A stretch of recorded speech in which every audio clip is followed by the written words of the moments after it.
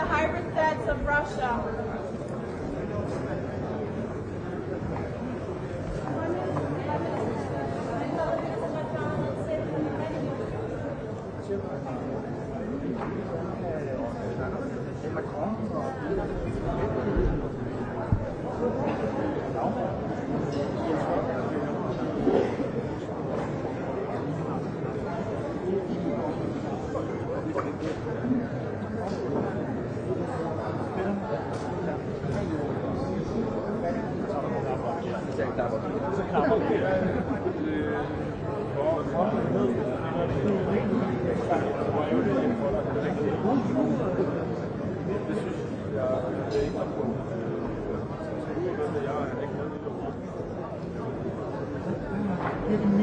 Stammer, gamle jæger. Jeg synes også, der er noget i min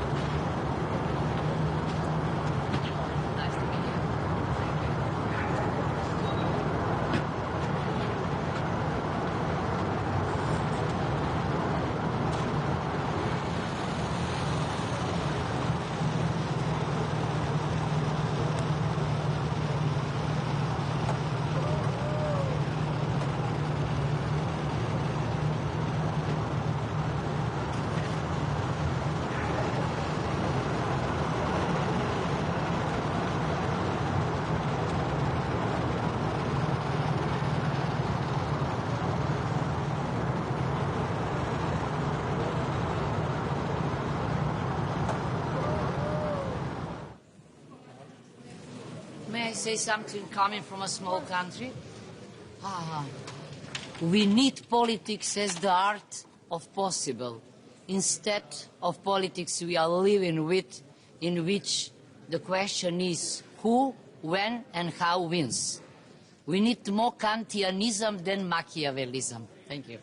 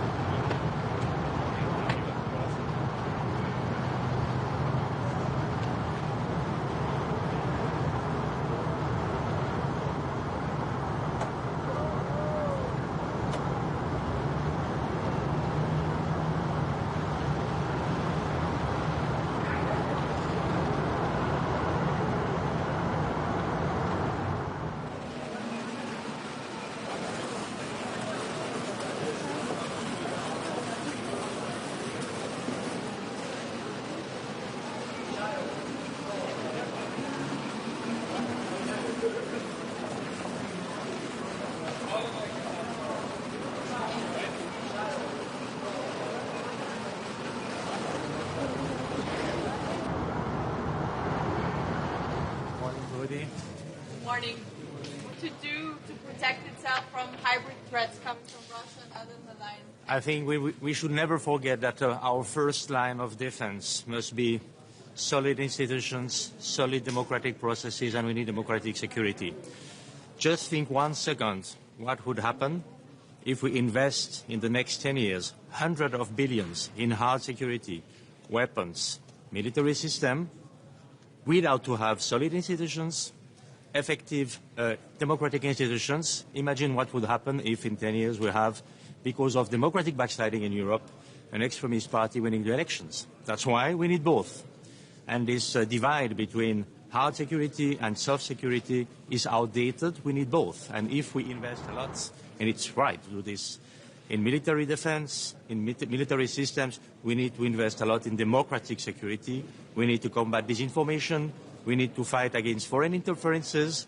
And that is exactly the role that we should also discuss here, and that's what I represent with the Council of Europe. Thank you.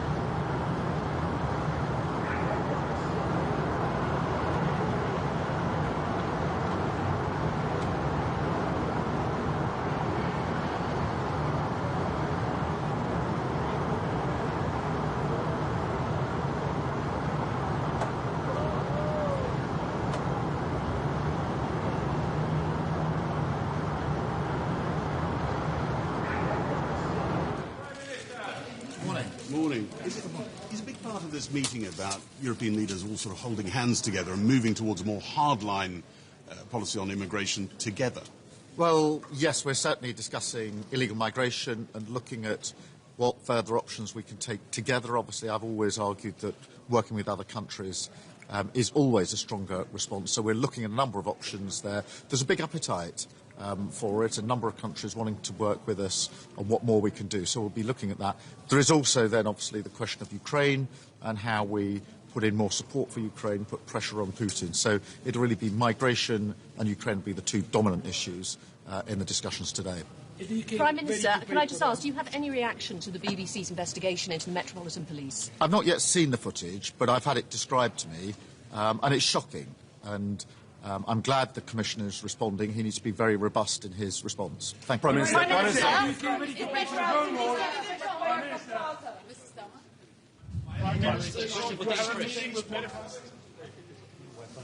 Just imagine 1 second what will happen.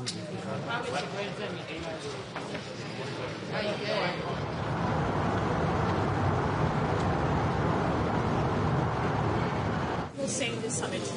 Sorry.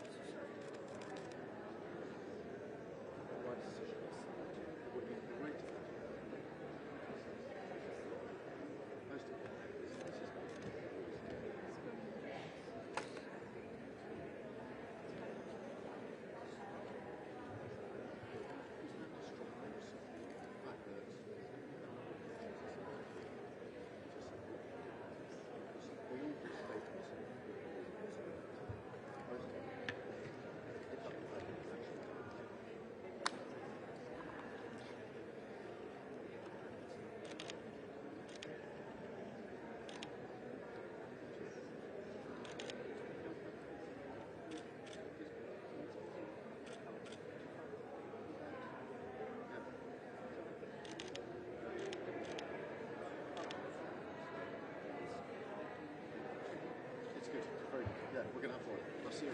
Thank you so much.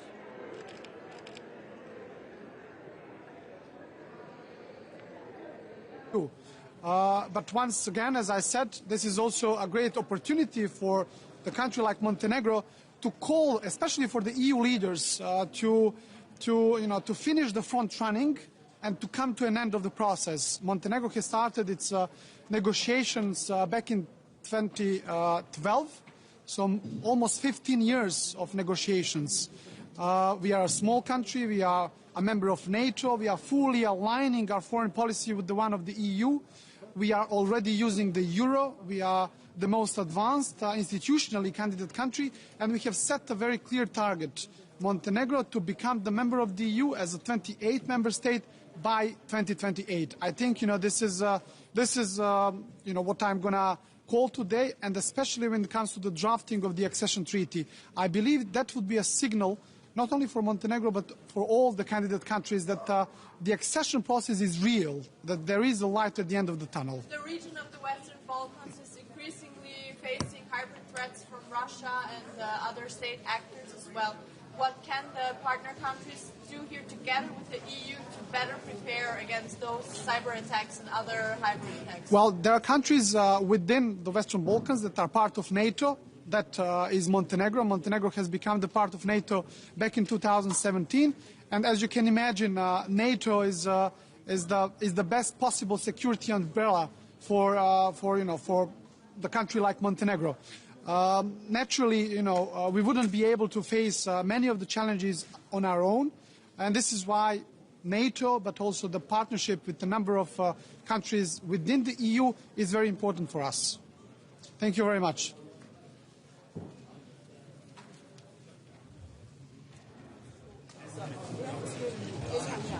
It's very serious kind of patient safety and trust issues with the system. What's your proposal to kind of tackle that? And then separately on the budget, you've been making the case, and the government has been making the case that the one-off measures are stopping. Do you think people will get that on the day?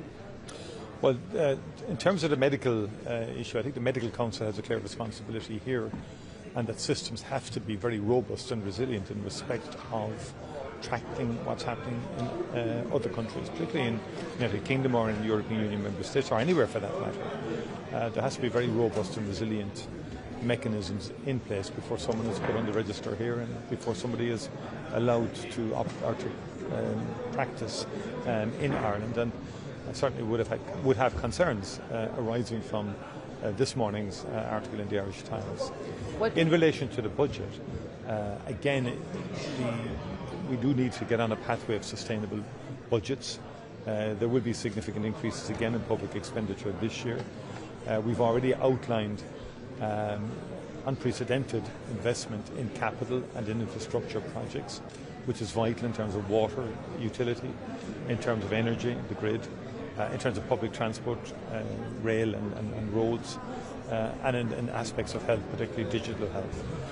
So there's huge investment going in, and will be. But yes, we are pivoting more towards capital investment because that is necessary because of the increase in our population and also the necessity to catch up infrastructure-wise in the country. That said, current expenditure will grow, but we are endeavouring to create a sustainable pathway in terms of public finances into the future. That is important also. What do you think the Danish government...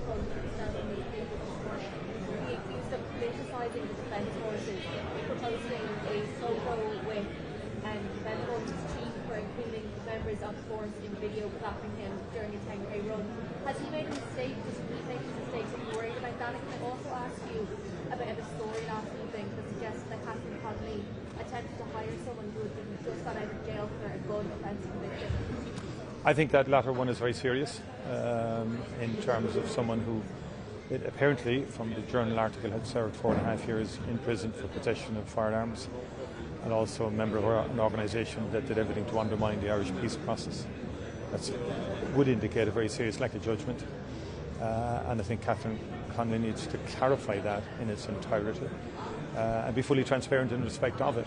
But it is a very, very serious issue as far as I'm concerned, and I think most people would be, given the circumstances as reported by the journal yesterday. that was, in terms of the photograph, I mean, those issues can happen accidentally, and I don't think there was any attempt in any way to politicise. It was taken down very, very quickly, and these things happen in the course. These things, I think you're overplaying it, quite frankly, absolutely. This campaign is going well received on the ground and getting a good response, and we're very happy with the responses getting across the country. What do you think the Danish government should do about the drone attacks here in this country? I think the Danish government is handling this very sensibly in our view. Obviously, as I said earlier, the discussions yesterday centred on what is emerging as a very broad pattern of behaviour, and the member states yesterday are in no doubt in terms of the broader issue and the recklessness of it. I would like to make 3 points. That first of all, today's focus is on Ukraine and European security. For us, it's quite clear, which is also obvious, that Russia is the one who escalates in NATO territory and also in Ukraine. Russia must be pressured to the talks and peace. Something that is politeness for us is weakness for them.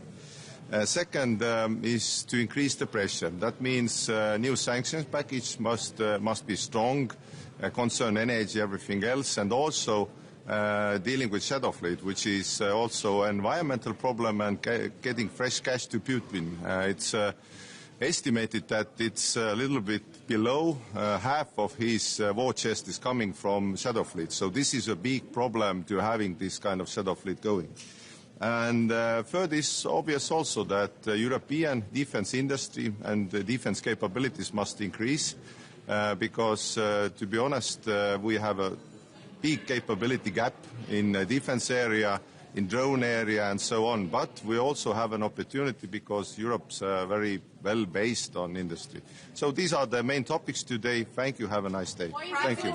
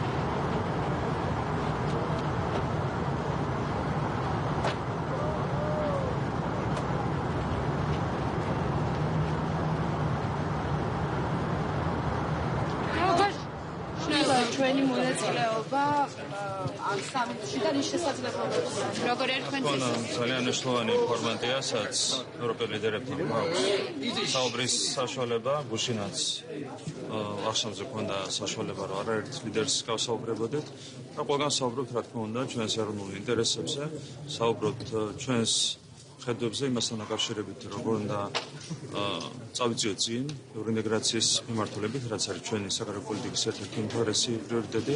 გუშინ მქონდა საინტერესო გაცვლა მოსაზრებების, იდეების ევროპელ ლიდერებთან და აქტიურად გამოვიყენებთ დღესაც ამ ფორმატს იმისათვის, რომ მაქსიმალურად ვისაუბროთ ჩვენს ეროვნულ ინტერესებზე, ჩვენს ევროპულ პარტნიორებთან. განსვლა გექნება პანელურ დისკუსიას და რაზე გააკეთებთ აქცენტს? თემა არის ეკონომიკა და ევროპის ეკონომიკური ინტერესები, მათ შორის დაკავშირებადობის კუთხით, მინერალების კუთხით და თქვენ იცით, რომ საქართველოს ამ კუთხით აქვს ძალიან სერიოზული პოტენციალი, მათ შორის სერიოზული სატრანზიტო პოტენციალი და რა თქმა უნდა ამაზე გვექნება საუბარი ჩვენს ევროპულ პარტნიორებთან. Peace was achieved in Washington. What it will change in the South Pacific.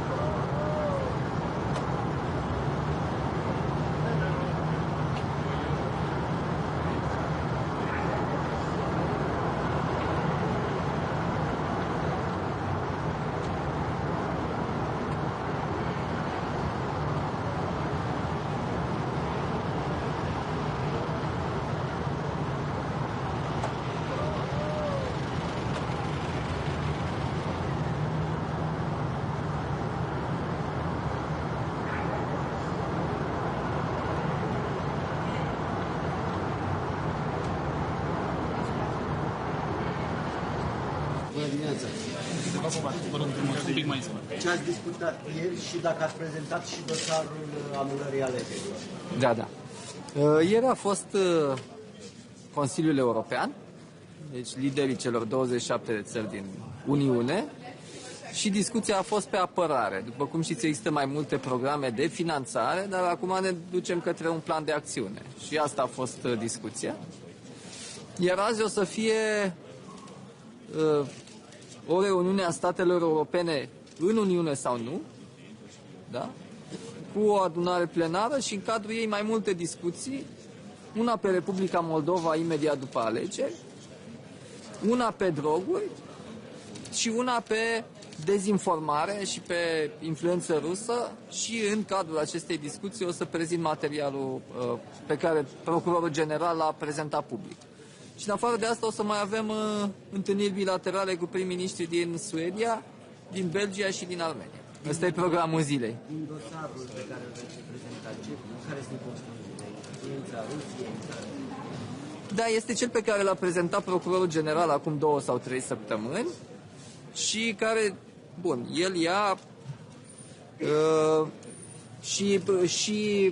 el ia și finanțarea, ia și încercările cu gruparea Potra de a destabiliza, dar cel mai important este partea de influență pe rețele sociale, cu acel mecanism pe care vi l-a prezentat Procurorul General, cu 3 etape, site care se duce într-un alt site care aparent este, cum să zic, legat de viața curentă, medicina alternativă, în care găsești o știre surpriză pe care te duci, faci click, te duci într-un alt site și de acolo te duci într-un site clonă al unei televiziuni cum e a dumneavoastră sau în orice caz un site foarte respectabil și se pare că știrea aia chiar e adevărată. Deci asta este una și după aceea modul în care a operat pe TikTok astfel încât Georgescu, hashtag-ul Georgescu să fie foarte sus în topul mondial. Prezentați și soluțiile pe care le-ar putea avea o să fie o discuție despre o să fie o discuție despre ce face fiecare pentru a combate asta.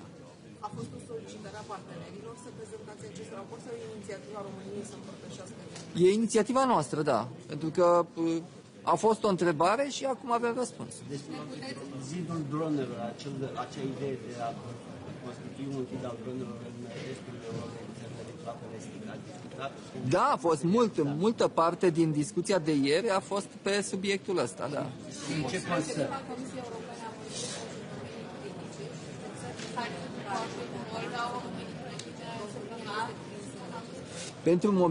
Pentru moment discutăm de o schiță a unui plan de acțiune. Deci mai întâi o să avem planul de acțiune și după aceea eventual lideri care să coaguleze.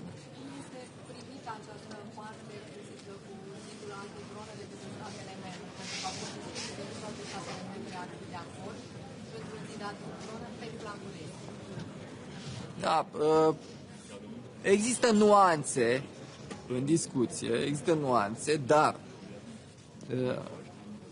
deja nu mai este o chestiune de vecinătate cu Rusia, pentru că ați văzut evenimente care s-au întâmplat la aeroporturi nu am văzut drone care au parcurs din Rusia sau din Belarus până la respectivul aeroport. Deci este o amenințare cu care ne confruntăm în momentul ăsta și chiar dacă au fost nuanțe pe discuția asta, se merge pe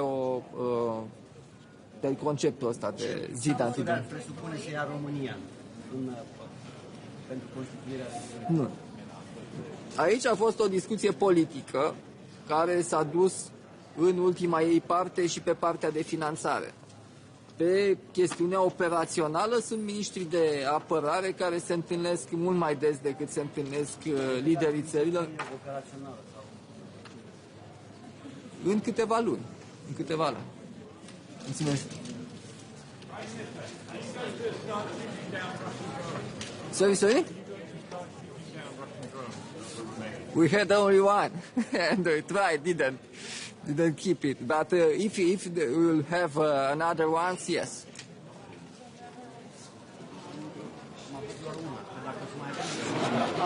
Dacă The United States are now providing satellite intel for the Ukrainian missile strikes.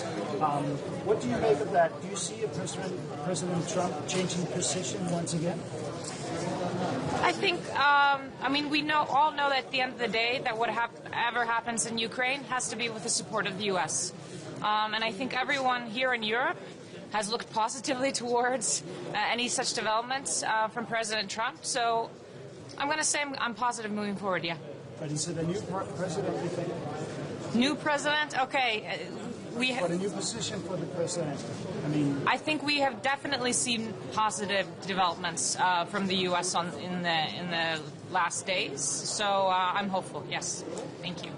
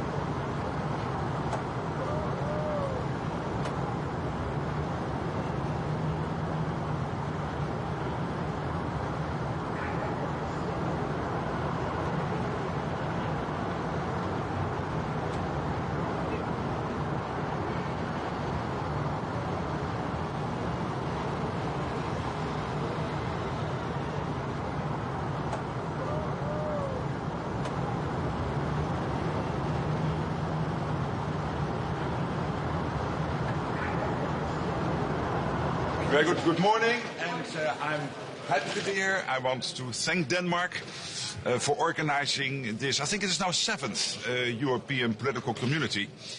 Of course, with everything going on now, when it comes to our collective security, how to keep our skies safe, how to make sure that Ukraine stays in the fight as strong as possible now, but also to be in the best possible position when hopefully one day peace talks will start. It is important to come together, to chart a course. And the dinner last night was very successful, hosted by the King and Queen of Denmark.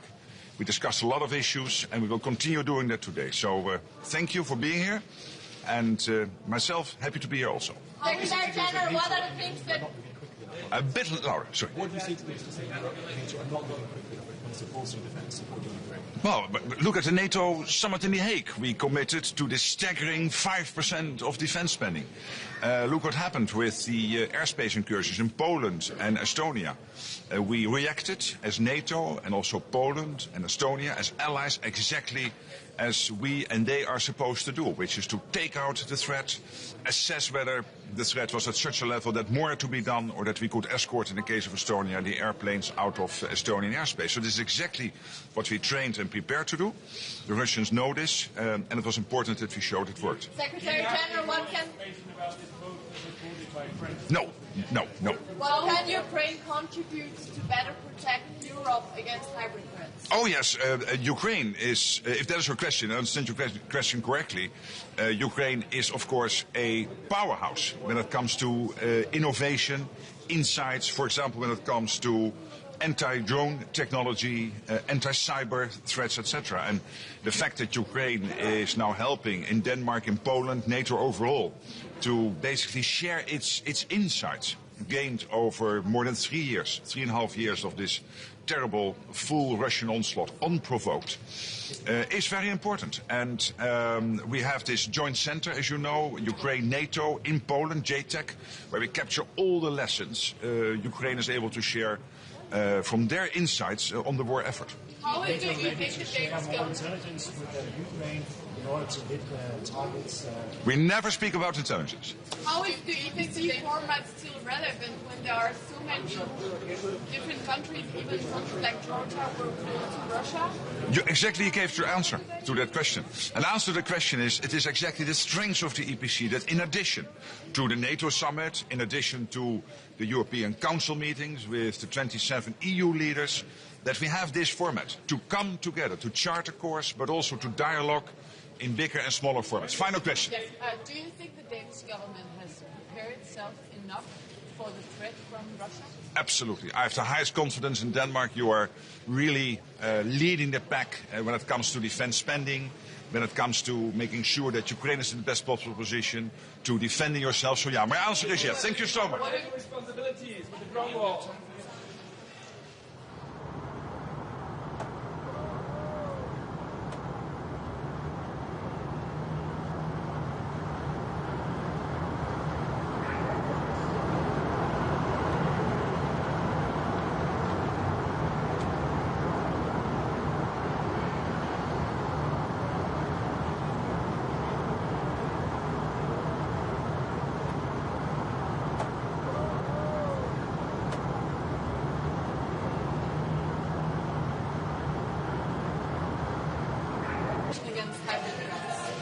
Well, there are very dire lessons to learn from Ukraine, and we are learning from Ukraine, and we're also practicing, I would say, Nordic and NATO solidarity. So when Denmark made a request to Norway to have anti-drone detection capacity, it was a very obvious decision for us to provide that equipment. Are EU countries too weak? Because you have Norway, you have UK, you have Ukraine helping to secure the space here in Denmark. Is the EU too weak? It just illustrates that we have to work on this. Had this been an issue 5 years ago, you would have not thought about it. But I think drones, you see what role they play in the war in Ukraine. You see how they create hybrid uncertainty in countries throughout Europe. So we have to improve our detection capacity. We have to improve our cooperation between police and defense, and we are working on that. To what extent will Norway be part of the SAFE instrument, the SAFE program provided by the European Commission? We are working to be part of that. Is Norway going to contribute to the drone war? Is Norway going to contribute financially to building the drone war? Yes, we will be. We are in touch with the Commission to be part of that initiative. Yes. Does Norway see some value in these summits, the format of it? Yeah, I'm Norway, not being member of the European Union, we think that this broad European platform is useful. It's not a forum for decisions, but, meeting and discussing and exchanging. Especially one issue now, which is emerging in addition to Ukraine, is how we together fight organized crime. And we all have in our countries now even younger people committing even more serious crime. And they're all backed and initiated by criminal networks working on the internet. And we cannot let criminal gangs have an advance on governments on this. So this is one theme we will discuss here today. How do you think the Danish government should prepare Denmark for future drone attacks? Well, I think, now Nordic countries, European countries are collaborating on how to understand this drone threat. Many inhabitants in our countries have drones for private purposes. And so this is mixed with the challenge we may have from external actors creating uncertainty in our countries. So this drone phenomenon flying in our skies have to be treated with more equipment to detect, possibly take down. And we have to work both on capacity and methodology So here I think we should take advantage of us being democratic countries. We can do it in NATO, we can do it in European settings, and we will certainly discuss it today. But it seems as though Denmark weren't prepared for those drone attacks. Well, I cannot comment on that, but it was very obvious when Denmark asked Norway for assistance, we were happy to provide what we had. What did you give to Denmark? Well, I will not comment on the specificity, but we provided equipment and we provided personnel. And they are put in a Danish command while they are here. So will you take it back after this meeting? We will. We will need it in Norway. So do you please have a comment at all on Israel's interception of Gaza aid boats overnight and the arrest of several of those trying to deliver desperately needed aid to Gaza? Well, it illustrates that we need to get desperate needed aid to Gaza. And I think the main thing here is to get in aid through the established channels and let the UN and the well-trained organizations distribute that aid. And then I just have to say that Israel should respect, international law and treat this in a cautious way. Okay. Jonas, you're not part of the EU are now building the drone wall. Where does it leave you?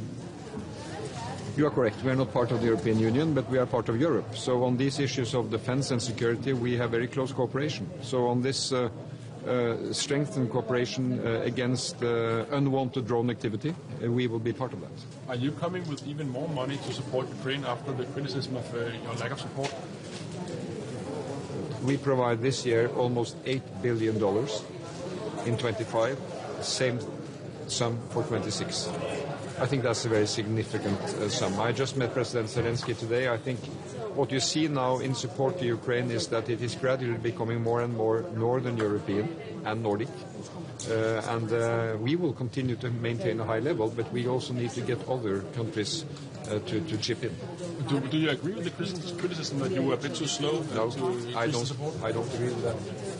We have been consistent from the start with very substantial support.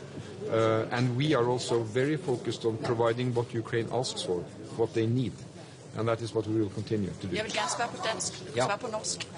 Den danske statsminister har sagt op til topmøderne her, at vi befinder os i en tid, der minder om tiden op til 2. verdenskrig, mellemkrigstiden. Er du enig i den analyse? Enhver tid får sin historiske karakteristikk, og jeg tenker at vi skal forstå vår tid ut fra den tiden vi nå lever i. Som vi sier, historien gjentar seg aldri, men den kan rime, den kan gi noen leksjoner. Og jeg er mest opptatt av at vi nå forstår hva denne tiden består i. Og der handler det om å gi støtte til det landet som er angrepet i en fullskala invasjon, Ukraina. Det handler om å samarbeide mellom demokratier mot sammensatte hybride trusler. Og så handler det om å finne løsninger for at landene igjen begynner å snakke med hverandre. Det er vår tids utfordring. Det kan virke som om, at vi i Europa er et skridt bagud hele tiden. Hvordan kan vi komme til at komme et skridt foran? Hvordan kan vi sørge for, at vi ikke, for eksempel i forhold til dronetruslerne, de hybride trusler, at vi er godt nok rustet, garderet til at kunne håndtere det, der måtte komme, de trusler, der måtte komme i fremtiden? De hybride truslene er utfordrende, for de er nye, og de visker ut skillet mellom et angrep og en usikkerhet. Våre borgere har jo veldig mange droner. I Norge registrerte vi i fjor over 1000 droneobservasjoner, og de fleste av dem er sivile nordmenn som er uforsiktige med droner nære flyplasser. Men det skaper en usikkerhet som også eksterne aktører kan bruke. Jeg tror demokratiene er sterke. Hvis demokratiene samarbeider, har god informasjon, snakker sant om utfordringene, så er vi sterkere enn de autoritære som forsøker å splitte oss. Er det så ikke ærgerligt, at vi ikke er medlem av EU i disse dager og disse tider? Norge må gjøre det beste ut av sin situasjon.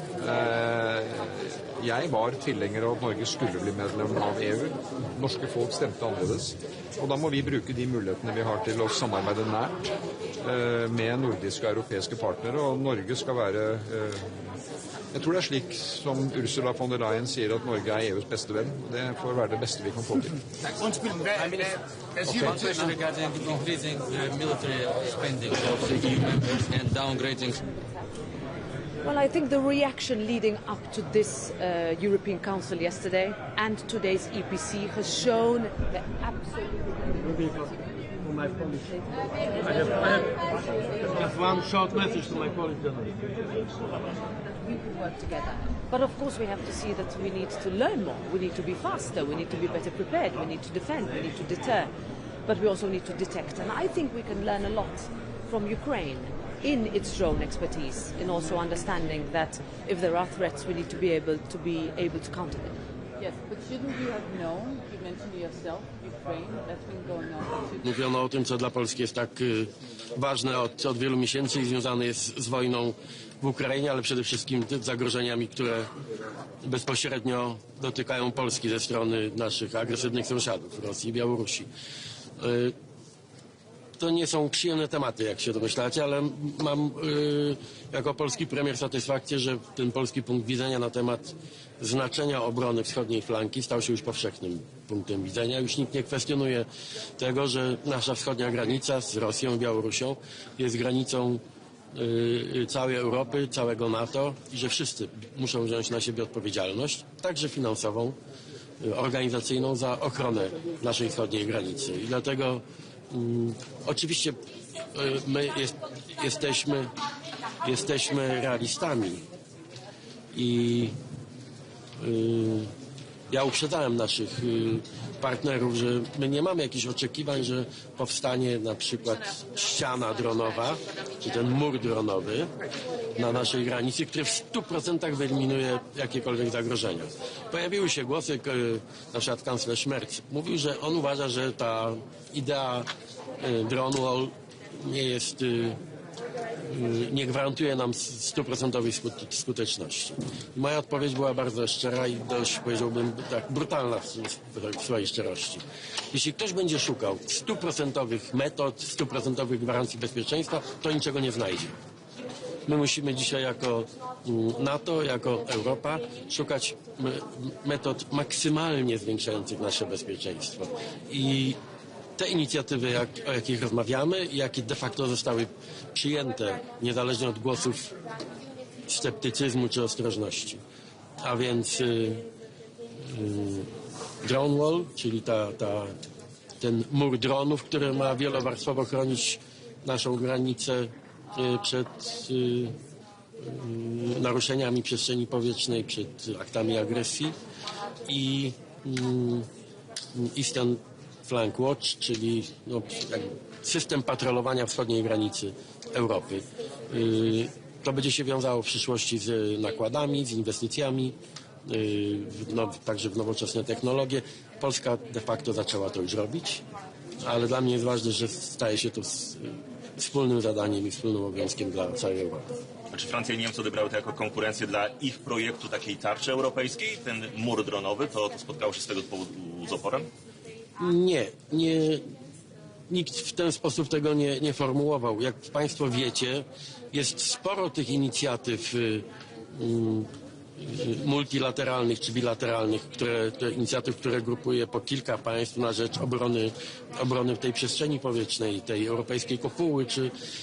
Pierwszą taką inicjatywą była inicjatywa, jaką zaproponowałem Francuzom i Niemcom w 2014 roku, kiedy zaprosiłem kanclerz Merkel i prezydenta Hollanda wtedy do Warszawy w czasie pierwszej agresji rosyjskiej na Ukrainę, żeby robić taką europejską tarczę powietrzną czy kopułę, przynajmniej w tej części Europy, i wtedy bez reakcji. Trochę udawali wszyscy, że tak, ale de facto nie podjęto żadnych działań. Niecałe 2 lata temu zaproponowałem wspólnie z greckim premierem Mitsotakisem, wysłaliśmy taki wspólny list do wszystkich liderów, aby poważnie pomyśleć o paneuropejskiej obronie przestrzeni powietrznej. Reakcja była już bardziej, powiedziałbym, konkretna i pozytywna, ale dopiero tak naprawdę to bezpośrednie zagrożenie prowokacjami rosyjskimi chyba obudziło resztę Europy i dzisiaj nikt tego nie kwestionuje. I nikt nie kwestionuje tego, że ta polityczna odpowiedzialność spoczywa na wszystkich. Natomiast wiecie, będzie konkurencja. Jeden ma jakiś biznes, jeden ma jakąś swoją produkcję, jeden kraj jest bardziej zaawansowany. Każdy będzie myślał o tym, żeby chronić bardziej swoją przestrzeń. Ja to wszystko rozumiem, ale z naszego punktu widzenia to, co jest ważne, że wszyscy wiedzą, że wschodnia flanka jest odpowiedzialnością wszystkich, także Niemców i Francuzów. Tego nikt nie kwestionuje. A co dziś? Jakie najważniejsze zadanie na tę europejską wspólnotę polityczną? Jak wiecie, cały czas też i to w kuluarach ta dyskusja była prowadzona również, w jaki sposób wesprzeć Ukrainę po oświadczeniu prezydenta Trumpa, które wszyscy czytamy mniej więcej tak samo. Ja o tym też już informowałem, że z jednej strony ta zmiana nastawienia na bardziej, powiedziałbym, proukraińskie ze strony prezydenta Trumpa daje powody do optymizmu, że to wsparcie dla Ukrainy będzie coraz intensywniejsze. No, ale też wszyscy wiemy, że nie od dziś Ameryka oczekuje dużo większej aktywności też finansowej Europy.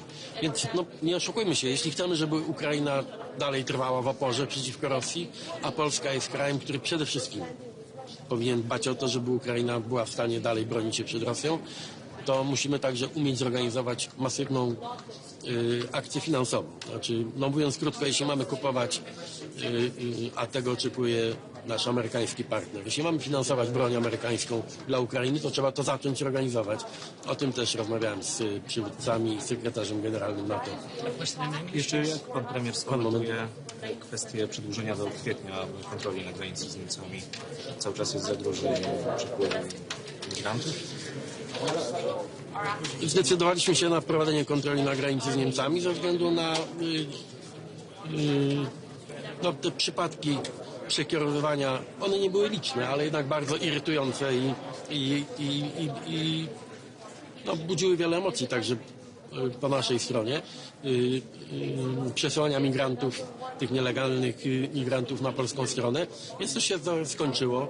Mamy tutaj pełną jasność. Jak wiecie, metoda, jaką przyjęliśmy, ona była nakierowana na to, aby wyeliminować tę przepychankę na granicy dotyczącą właśnie nielegalnych migrantów. Ta sprawa została właściwie już załatwiona. Znaczy, mówiąc ludzkim językiem, Niemcy nam już nie mogą przesyłać niezgodnie z przepisami żadnego, nawet pojedynczego nielegalnego migranta. Więc tę sprawę udało się załatwić. Natomiast te kontrole nie są jakoś przesadnie uciążliwe z punktu widzenia normalnego ruchu. Bardzo o to zadbaliśmy. Rozmawiałem o tym z kanclerzem Merzem, żeby obie strony robiły to w taki sposób, żeby to w możliwie niewielkim stopniu dotknęło przede wszystkim ludność po obu stronach granicy, dla której przekraczanie granicy jest czymś codziennym.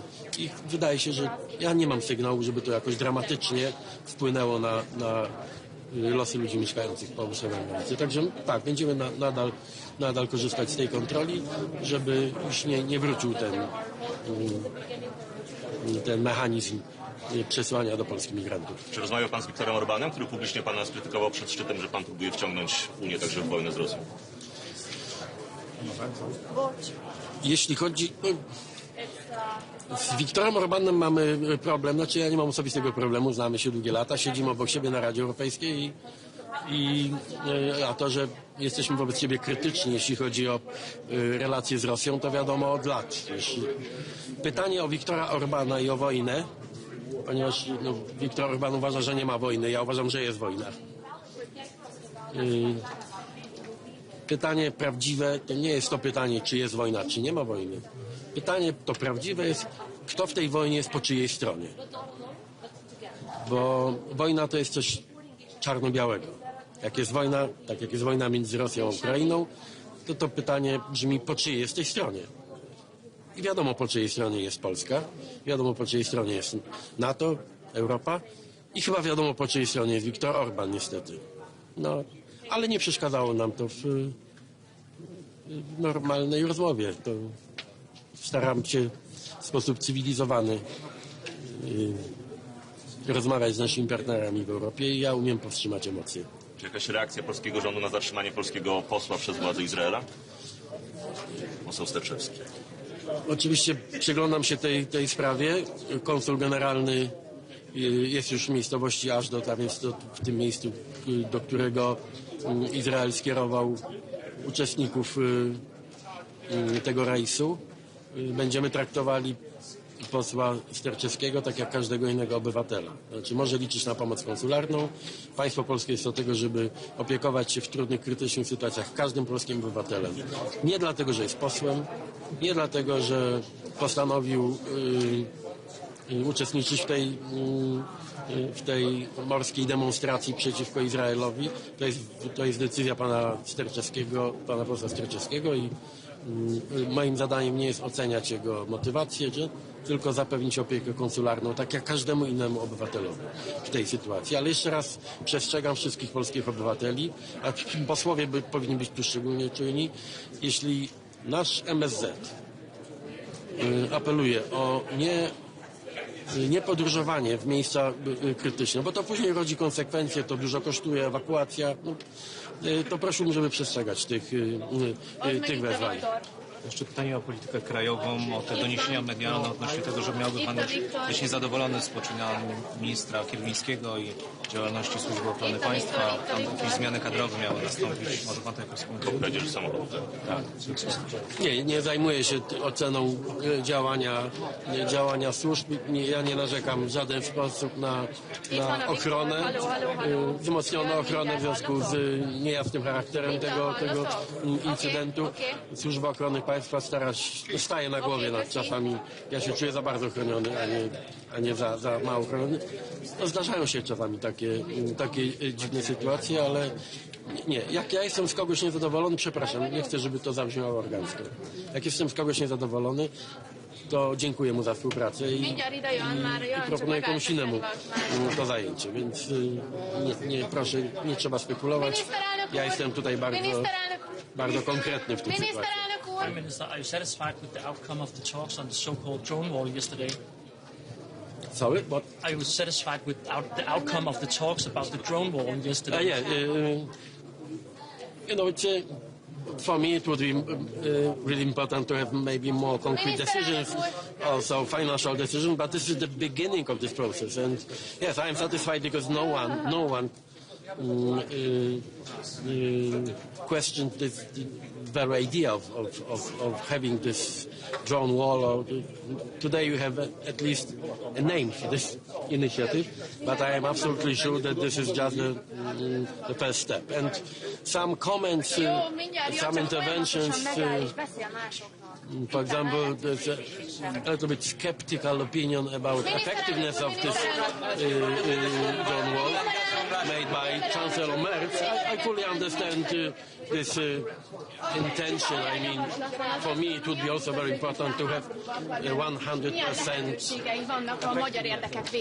Nehéz nap volt tegnap, és a mai nap sem lesz könnyű. Lényegében minden javaslat, ami az asztalon van, az háborús javaslat. Adjunk több pénzt az ukránoknak háborúra, adjunk fegyvert az ukránoknak háborúra, gyorsítsuk fel a belépésüket az Európai Unióba.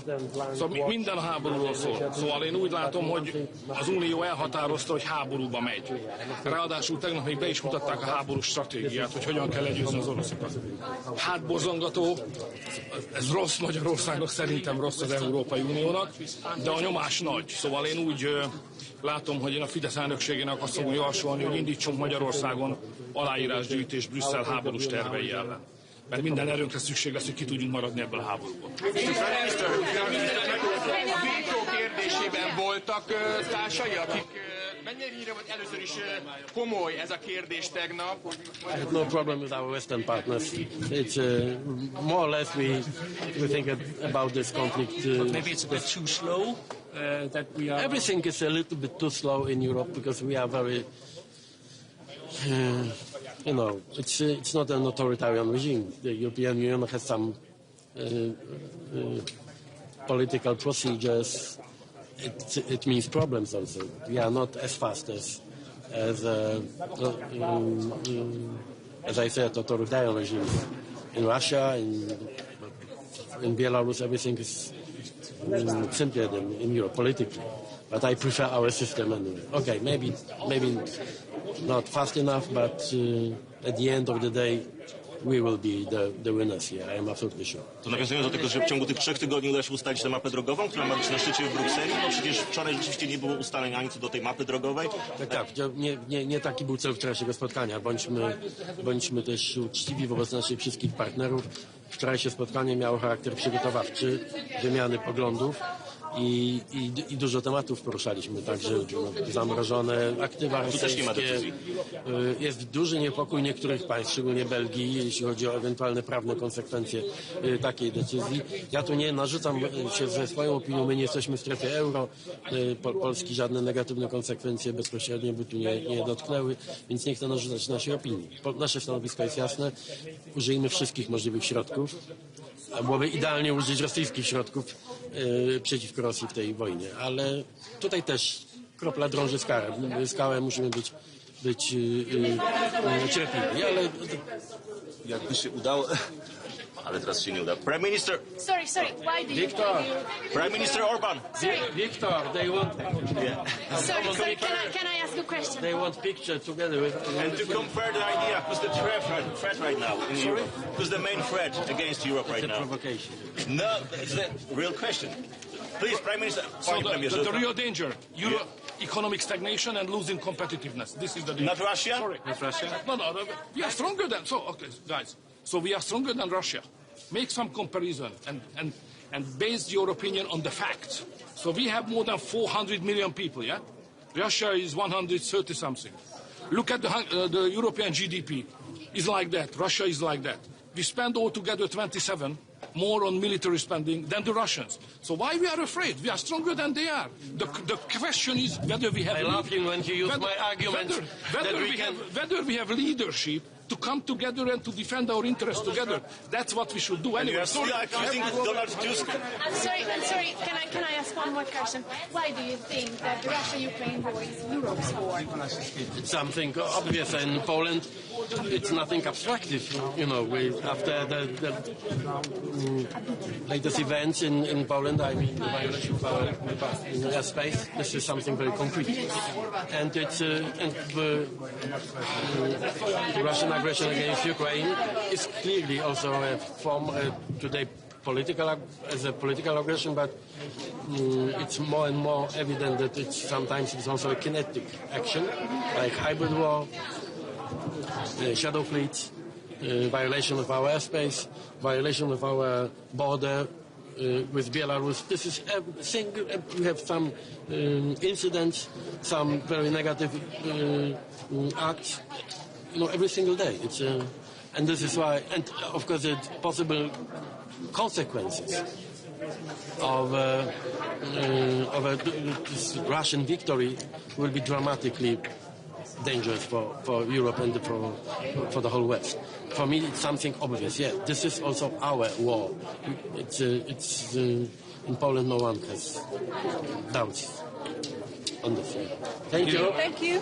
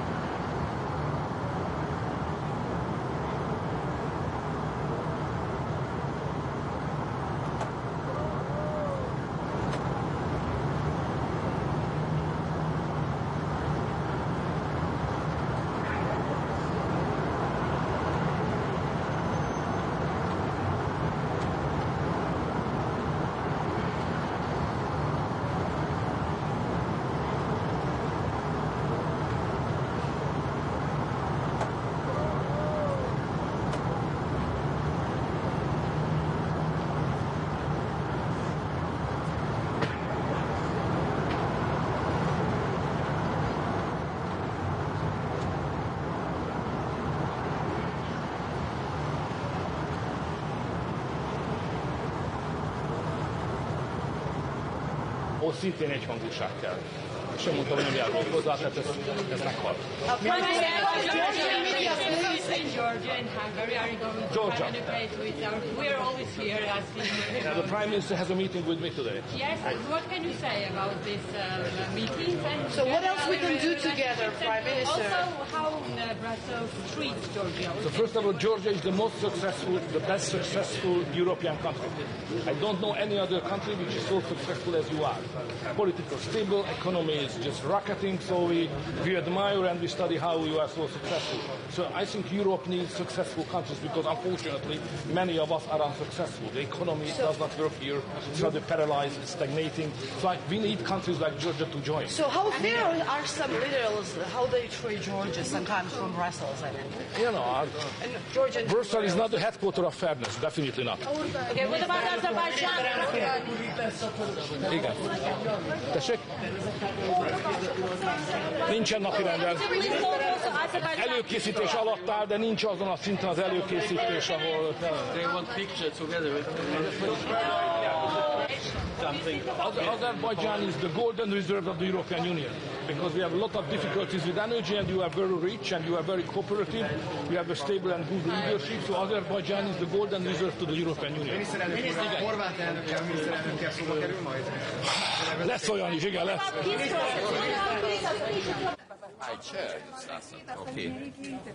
Prezidente, vakar sakėt prieš eidamas į susitikimą, kad norit pajusti temperatūrą, kokia yra už stalo dėl įšaldytų Rusijos turto.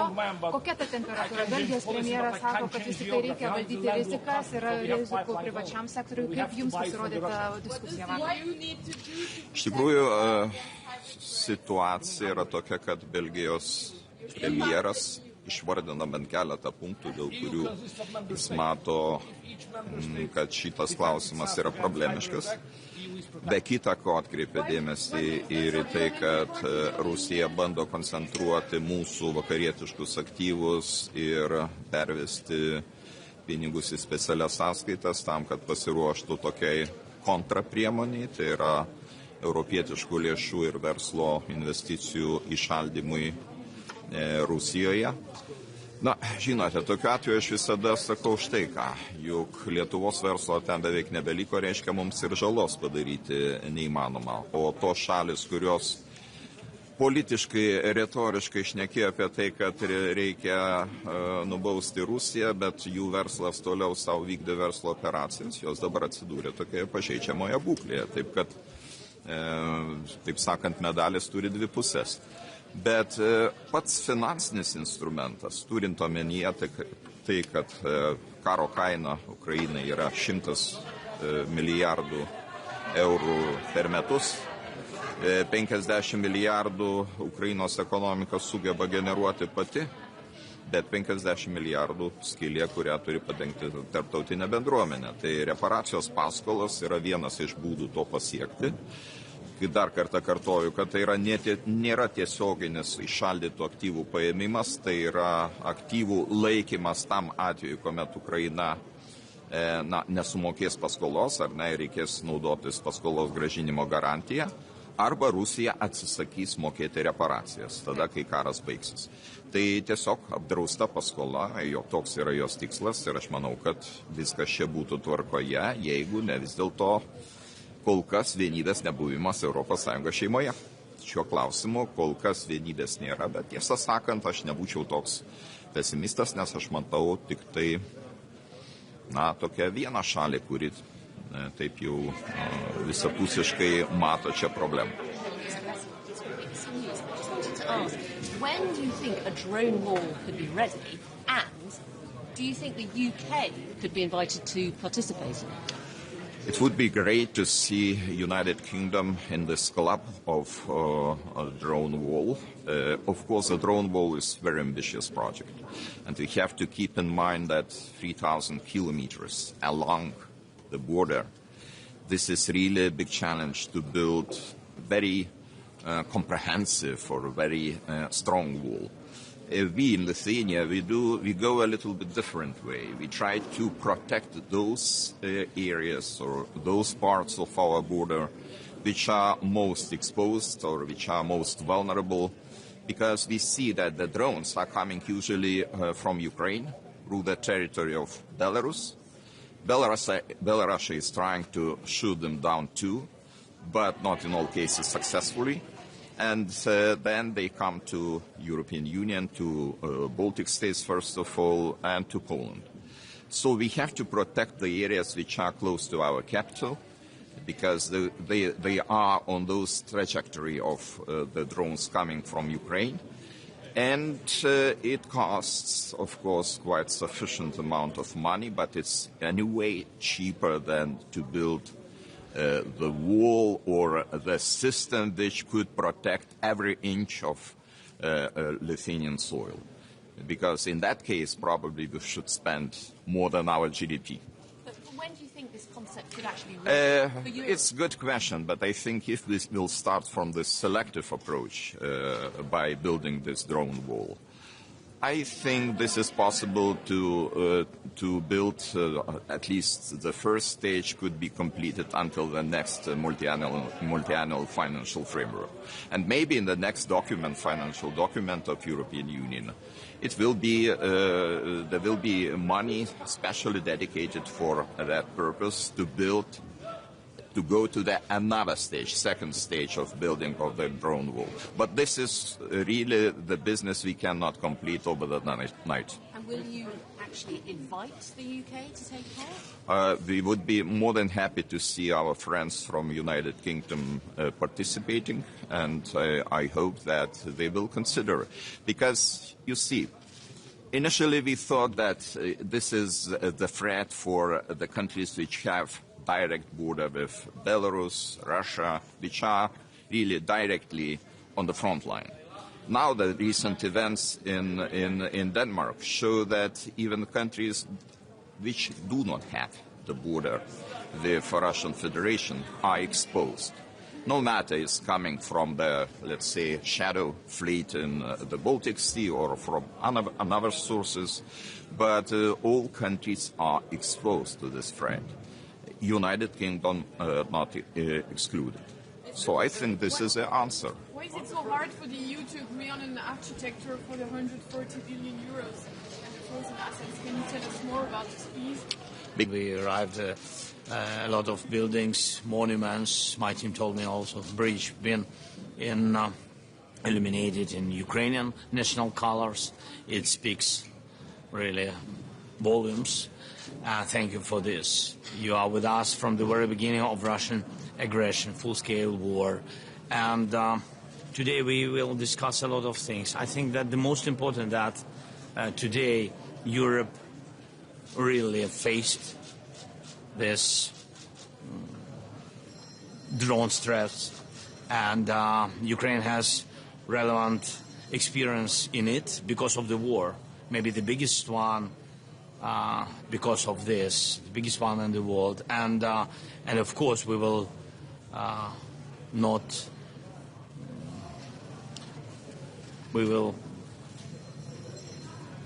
stay aside, and of course we will support Denmark because they are our friends. Thank you so much. There's reports in the American media today that America is going to provide with long-range intelligence. No, we spoke with the United States. We are very thankful to President Trump for this dialogue. Last time we had very good meeting, very productive dialogue, and we spoke about long-range missiles, long-range weapon. I mean, we spoke about it, so we will see. Everything depends on his decision. It's significant. I'm sorry.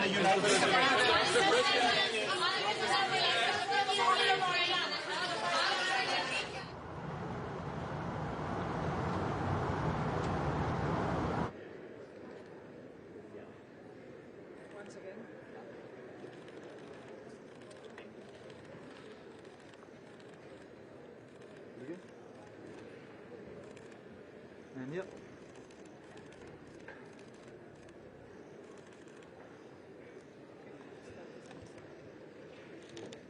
Thank you.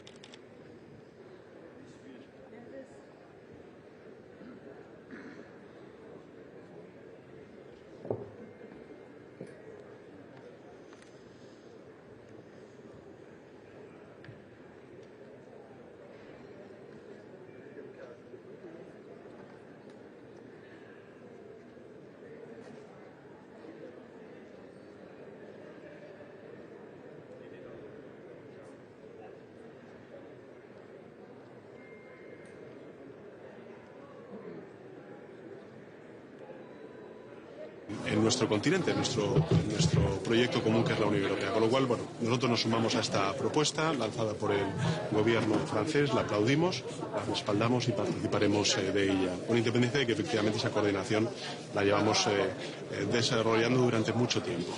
En segundo lugar, yo creo que hoy es un día importante porque hemos conocido unos datos de afiliación a la Seguridad Social que son realmente positivos y que demuestran la solidez, la robustez y la fortaleza del crecimiento económico en España y cómo se traslada eso en una fuerte creación de empleo.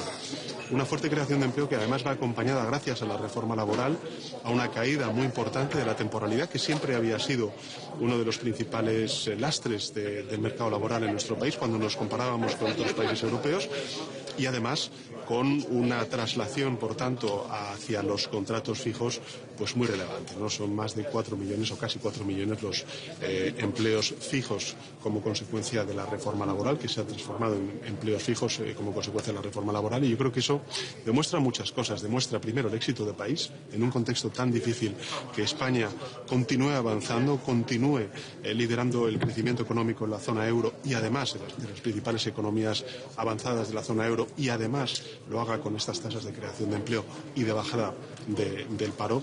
Yo creo que demuestra pues que España avanza, que España lidera y por tanto que es un éxito de país. Primero de los trabajadores, trabajadoras, de las familias, de los empresarios, de las empresarias y lógicamente también de las instituciones públicas, y el acierto de la política económica que venimos desplegando desde hace 7 años a esta parte. Finalmente, esta madrugada no hemos podido dormir mucho, hemos estado muy pendientes, lógicamente, de lo que le sucedía a la flotilla en su llegada a las costas gazatíes. Hemos estado en contacto permanente con ellos, como ha dicho el ministro de Exteriores Álvarez. También hemos trasladado al gobierno israelí el que es necesario que protejan los derechos no solamente de nuestros compatriotas, sino de todos los integrantes de la flotilla. En todo caso, por supuesto, desde España vamos a garantizar esa protección diplomática y, sin duda alguna, la protección de los derechos que puedan ser menoscabados por la acción del gobierno israelí. Lo he dicho en muchas ocasiones, la flotilla no representa ningún peligro para el gobierno de Israel y, por tanto, esperemos que no represente ninguna amenaza tampoco para la flotilla, la acción del gobierno de Israel. Y en segundo lugar, que lo que está haciendo esta flotilla es suplantar algo que está impidiendo Israel en Gaza, y es el que Naciones Unidas, en particular la agencia que opera en Gaza desde hace muchísimos años, que es UNRWA, pueda desplegar toda la acción humanitaria, toda la solidaridad humanitaria que todos los Estados miembros y todas las sociedades del mundo pues están manifestando con la tragedia que se está viviendo en Gaza. Con lo cual, estamos muy atentos, hemos estado toda la noche pendientes de esta cuestión y vamos a, lógicamente, ofrecer esa protección diplomática y la protección de los derechos de nuestros compatriotas. ¿Es una violación de la legalidad internacional, como dice Sumar, presidente? Vamos a estudiar todos los aspectos de esta cuestión. Para nosotros ahora mismo lo más importante es la seguridad de nuestros compatriotas, el que puedan regresar pronto a casa, a su casa, a España, y a partir de ahí, pues evidentemente estudiaremos cualquier tipo de acción. ¿Y qué les dice a los miembros de esa flotilla que creen que han sido abandonados por el gobierno? El gobierno, por supuesto, ha estado con ellos desde el primer minuto, hemos estado en permanente contacto con ellos, hemos también reforzado su protección enviando pues una presencia de nuestras Fuerzas Armadas precisamente en ayuda humanitaria y también en potencial acción de rescate. En definitiva, creo que hay que reconocer y aplaudir esa solidaridad que expresa la sociedad española y otras muchas, porque estamos hablando de una flotilla que representa más de 40 nacionalidades, en concreto 45 nacionalidades, más de 1000 integrantes, ¿no? La reconocemos, la aplaudimos, pero en todo caso ahora lo que más nos importa es la seguridad de nuestros compatriotas, y posteriormente, pues evidentemente, podremos tener ocasión de hablar de estas valoraciones. ¿Presupuestos, presidente? ¿En qué punto está la una rueda de negociación? prensa. Estamos en ello. No hay ninguna novedad en el sentido de que nosotros vamos a cumplir con nuestra obligación constitucional. Los presentaremos y esperemos que sean pues unos mejores presupuestos que los que tenemos. Pero en todo caso, volviendo al desempeño económico y a la creación de empleo que tiene nuestro país, esto representamos el 30% del crecimiento económico de la zona euro. Es que tenemos más de 22 millones de afiliados y afiliadas a la Seguridad Social. Es que tenemos 4 millones de personas que, como consecuencia de la reforma laboral, han visto que sus contratos precarios se han convertido en contratos fijos. Es decir, España avanza, España lidera, y yo creo que eso es un éxito del país, también del Gobierno y, por supuesto, de su política económica. Pero, evidentemente, presentaremos nuestros presupuestos y esperamos contar con el apoyo de la mayoría parlamentaria. Vamos a trabajarlo con mucha humildad, con mucha capacidad de diálogo y de negociación y de acuerdo, como siempre hemos manifestado. El Ayuntamiento de Madrid ha lanzado una iniciativa para informar a las mujeres sobre lo que llaman un trauma posaborto. No sé si sigue esta información y qué le parece. Bueno, he estado un poco pendiente de esta cuestión. A ver, yo creo que, desgraciadamente, un derecho, como es el derecho a la interrupción voluntaria del embarazo, está siendo menoscabado, está siendo instrumentalizado. Hay muchas mujeres que se sienten privadas de este derecho como consecuencia de un dogmatismo ideológico, de un sectarismo político, de instituciones que van más allá del Ayuntamiento de Madrid. Hay muchos gobiernos autonómicos dirigidos por el Partido Popular, con el apoyo de la ultraderecha, que en el ámbito de la interrupción voluntaria del embarazo están simplemente recortando ese derecho, derivándolo a clínicas privadas, en lugar de poder garantizar ese derecho en el Sistema Nacional de Salud Pública. Y esto es algo que lleva pasando de manera recurrente. Lo que sucede en el Ayuntamiento de Madrid es extraordinariamente grave y demuestra cuán profundo es la alineación del Partido Popular con Vox en todo lo que tiene que ver con derechos, en sus recortes, en su retroceso, en su regresión. Y desde luego yo lo que sí que puedo manifestar, en este caso a las mujeres de nuestro país, es que el Gobierno de España va a ser garante, una vez más, de que este derecho se preserve y no sea recortado ni menoscabado por la acción política de ayuntamientos que claramente, por su sectarismo político, por su dogmatismo ideológico, en lo que están es en la regresión de derechos tan fundamentales como son los derechos de las mujeres. Una última cosa, muchas gracias, de verdad. ¿Ha estado en contacto con las autoridades?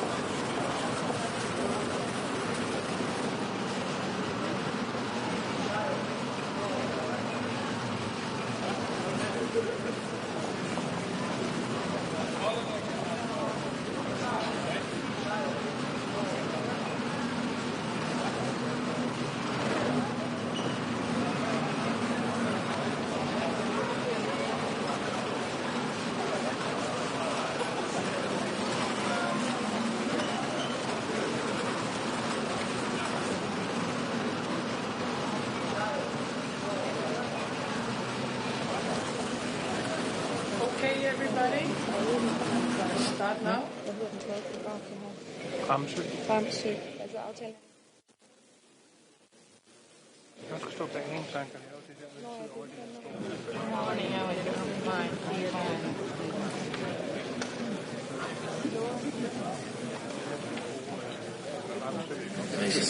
Good morning, everybody.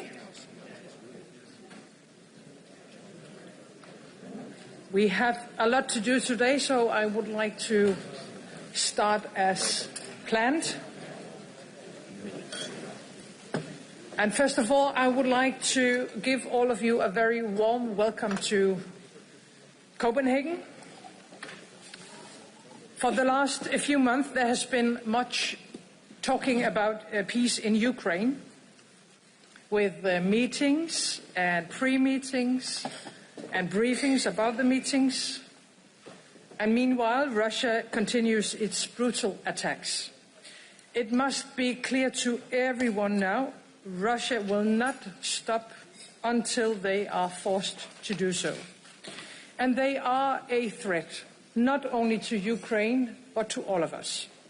Today we have one major task ahead of us. We have to make our common Europe so strong that war against us becomes unthinkable. And we have to do it now. Excellencies, ladies and gentlemen, dear friends and colleagues, it's a great pleasure to welcome you here in Copenhagen. As you all know, this very forum was founded as a response by you, Emmanuel, to Russia's full-scale invasion in 2022, created to unite all of us. The purpose has not become less urgent or less relevant today.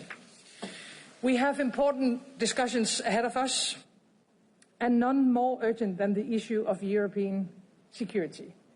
Dear Volodymyr, for almost 4 years, you and your countrymen has been defending Ukraine against a merciless full-scale Russian aggression. You are fighting with outstanding determination. And right now you are fighting for European security, holding back Putin, defending all Europeans. You have done what no one thought possible, and you support our steadfast support. We are around 50 leaders here today from all over Europe. We represent very different countries. We have our own interests, our own headaches, and our own wishes for the future. I know that for some of you, the threat from Russia is very clear and very present. For others, it still seems further away. But none of us can no longer be naive. The war was never just about Ukraine. It is about Europe. All our nations, all our citizens, our values, and our freedom. And please just take one look at the history of our continent. From the expansion of the Russian Empire to Soviet tanks rolling across several borders during the Cold War, shattering hopes of freedom. And recent history tells us the exact same story. So why shouldn't it happen again? Russia is now converting into a war economy, using every opportunity to intimidate, to threaten, and to divide us. Unfortunately enabled by China, with soldiers from North Korea and drones from Iran. And I see no signs that Putin and Russia's imperial fever dream stops with Ukraine. On the positive side, many European nations are ready to do what is necessary to support peace in Ukraine and in Europe. But peace with Russia can only be achieved through strength. We have to strengthen Ukraine and weaken Russia with more sanctions. We have to be able to finance the armed forces in Ukraine. All of us have to deliver more weapons, more ammunition, and we have to do it faster. Nowhere it will make a greater impact for European security than at the front lines in Ukraine. It's not charity what we're doing in Ukraine. It is a direct defense of our continent.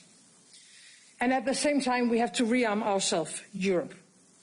I know that almost everybody have increased their military budgets massively over the last years. And we have taken very important steps in the European Union, in Europe in general, and in NATO. So, in other words, we are on our way, but we have to move much faster. We have to learn from Ukraine, your sense of urgency, building an incredible defense industry in just a couple of years. We must take that lesson and we have to speed up. But building a stronger military is not enough. We need more than that. Because Russia has intensified its use of hybrid means in Europe. And we face an enemy that uses all kinds of tools. One day it is military drones. Another day it's migrants being pushed across the borders. They are targeting critical infrastructure.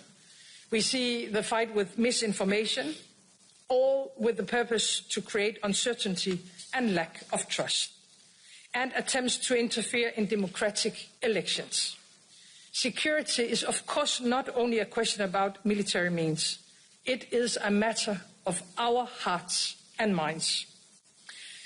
And in a time where democracy is under pressure around the world, we need to show that we deliver for our societies, that we as political leaders are able to help our people to tackle their challenges in everyday life.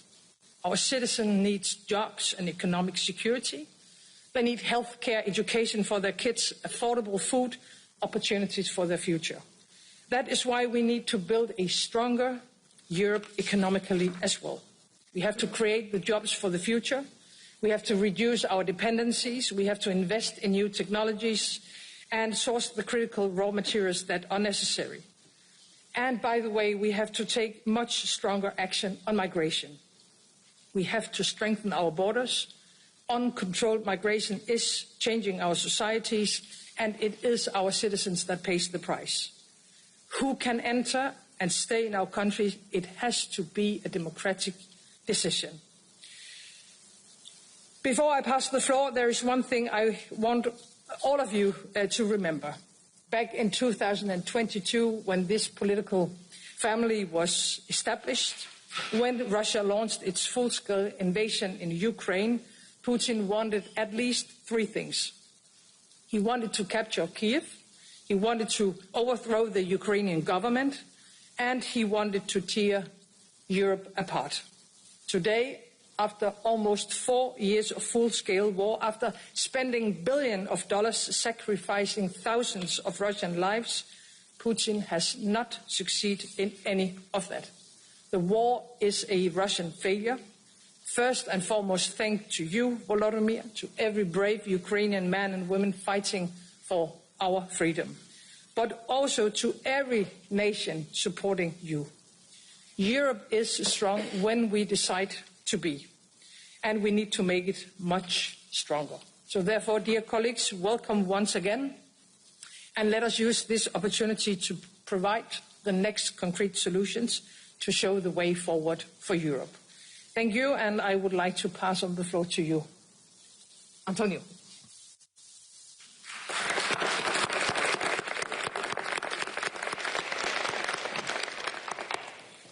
Eh bien, bonjour. Tout d'abord, je veux remercier Maître Fredriksen pour nous accueillir ici, à Copenhagen, pour cette 6e réunion de notre communauté politique européenne. Et tout d'abord, je veux féliciter Maia Sandu, la présidente de Moldavie, par l'écrasante victoire que les forces démocratiques et pro-européennes ont obtenue dimanche dernier en Moldavie.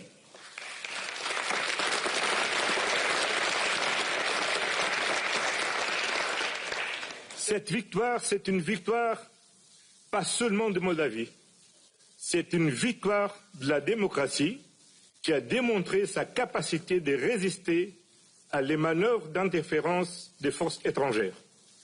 Et une victoire des libertés des Moldaves de dire qu'ils veulent choisir et peuvent choisir son destin. Et c'est aussi une victoire de notre Europe parce que le choix était très clair. dans la direction européenne de la Moldavie. Je veux aussi féliciter le président d'Azerbaïdjan et le Premier ministre d'Arménie. Je crois que la paix que vous avez obtenue, c'est un grand moment pour notre Europe. Et ça démontre que c'est possible de bâtir la paix et qu'il faut qu'on fait notre travail pour la paix. C'est pour ça qu'on soutient l'Ukraine. Parce que soutenir l'Ukraine, ce n'est pas soutenir la guerre. C'est soutenir le droit de l'Ukraine à une paix durable, à une paix juste. Et c'est pour ça qu'on doit se mobiliser tous et toutes pour continuer à soutenir l'Ukraine. Du point de vue militaire, du point de vue politique, du point de vue diplomatique, du point de vue économique. Parce que ce qui est en jeu en Ukraine, ce n'est pas seulement le droit de l'Ukraine à être un pays libre et souverain. C'est en fait le droit international. C'est en fait les valeurs inscrites dans la Charte des Nations Unies qui sont en cause. Le droit à un pays souverain, à l'intégrité territoriale, au respect des frontières internationalement reconnues. Et c'est pour ça qu'on doit se bâtir. Parce que si la force de la Russie tient une victoire en Ukraine, aucun pays au monde peut rester sûr sur la capacité du droit international de faire face à la menace de la force et à la menace de la guerre. C'est sûrement pour ça que dans toute notre réunion, sécurité et résilience ont été toujours présents dans notre ordre du jour. Et toujours, une fois encore, l'intérêt des différents leaders sur les sujets de sécurité et résilience a été tel qu'on a même besoin d'organiser 2 tables rondes sur ces sujets. Et ça veut dire qu'il nous faut faire un effort pour bâtir une défense collective, pour assurer la sécurité des Européens, pour finir avec la guerre en Ukraine, pour finir avec la menace de la Russie sur notre continent, parce qu'il nous faut concentrer dans d'autres enjeux, notamment le développement de notre continent et de nos sociétés. Sécurité, ça veut dire aussi sécurité économique. Il nous faut sécuriser notre chaîne de valeur, l'accès à matières primaires critiques, mais aussi la sécurité de notre chaîne de valeur. Et évidemment, on ne peut pas ignorer des sujets comme migration qui sont au cœur de notre débat dans notre société. On est une plateforme informelle et on veut le rester. Mais si on regarde ce qu'on a fait dans les 5 dernières réunions, on peut identifier que dans ces cadres de la communauté politique européenne, on a plusieurs projets. Le premier a été la coalition F-16 qui a mobilisé un conjoint de volontés et des pays pour soutenir la capacité de défense aérienne de l'Ukraine. On a travaillé beaucoup sur la cybersécurité. On a travaillé beaucoup aussi pour supporter Moldova, et je crois que ça c'est quelque chose qui nous honore à tous. Et aujourd'hui, la France prend une nouvelle initiative de bâtir une coalition contre la drogue. Ça c'est une question centrale qu'on doit prendre en grande attention. Parce que c'est une demande qui est soutenue par un grand problème de santé publique, mais qui en fait engage tout un réseau de criminalité qui défie la sécurité de notre continent, de nos sociétés, et qui fait accroître la violence dans notre société. Donc, je crois que cette formule de la communauté politique européenne, qui ne veut pas remplacer ni notre alliance militaire, ni l'Union européenne, ni remplacer le Conseil d'Europe, ni de remplacer d'autres institutions où on est ensemble, c'est une communauté qui est la démonstration qu'on a une volonté politique d'ensemble. Et ça, c'est très, très, très important, et plus important que jamais dans le monde d'aujourd'hui, où plusieurs acteurs internationaux essayent de bouleverser l'ordre international. quelques-uns par la force de la guerre, d'autres mettre en cause les règles du commerce international, d'autres mettant en cause des engagements collectifs qu'on a besoin pour faire face au changement climatique. Mais nous, ici, tous ensemble, on peut dire que ceux qui sont dans l'Union européenne, ceux qui ne sont pas dans l'Union européenne, ceux qui veulent rentrer dans l'Union européenne, ceux qui ont voulu sortir de l'Union européenne, ceux qui ne veulent pas ni rentrer, ni rester, ni être en l'Union européenne, tous ensemble, on est Europe et ensemble, on veut travailler ensemble pour la paix, le développement et la prospérité de notre société et de nos citoyens. Donc, merci beaucoup. Thank you very much, dear Mette. I think everybody is very, very glad that how you hosting us here in Copenhagen. Thank you very much.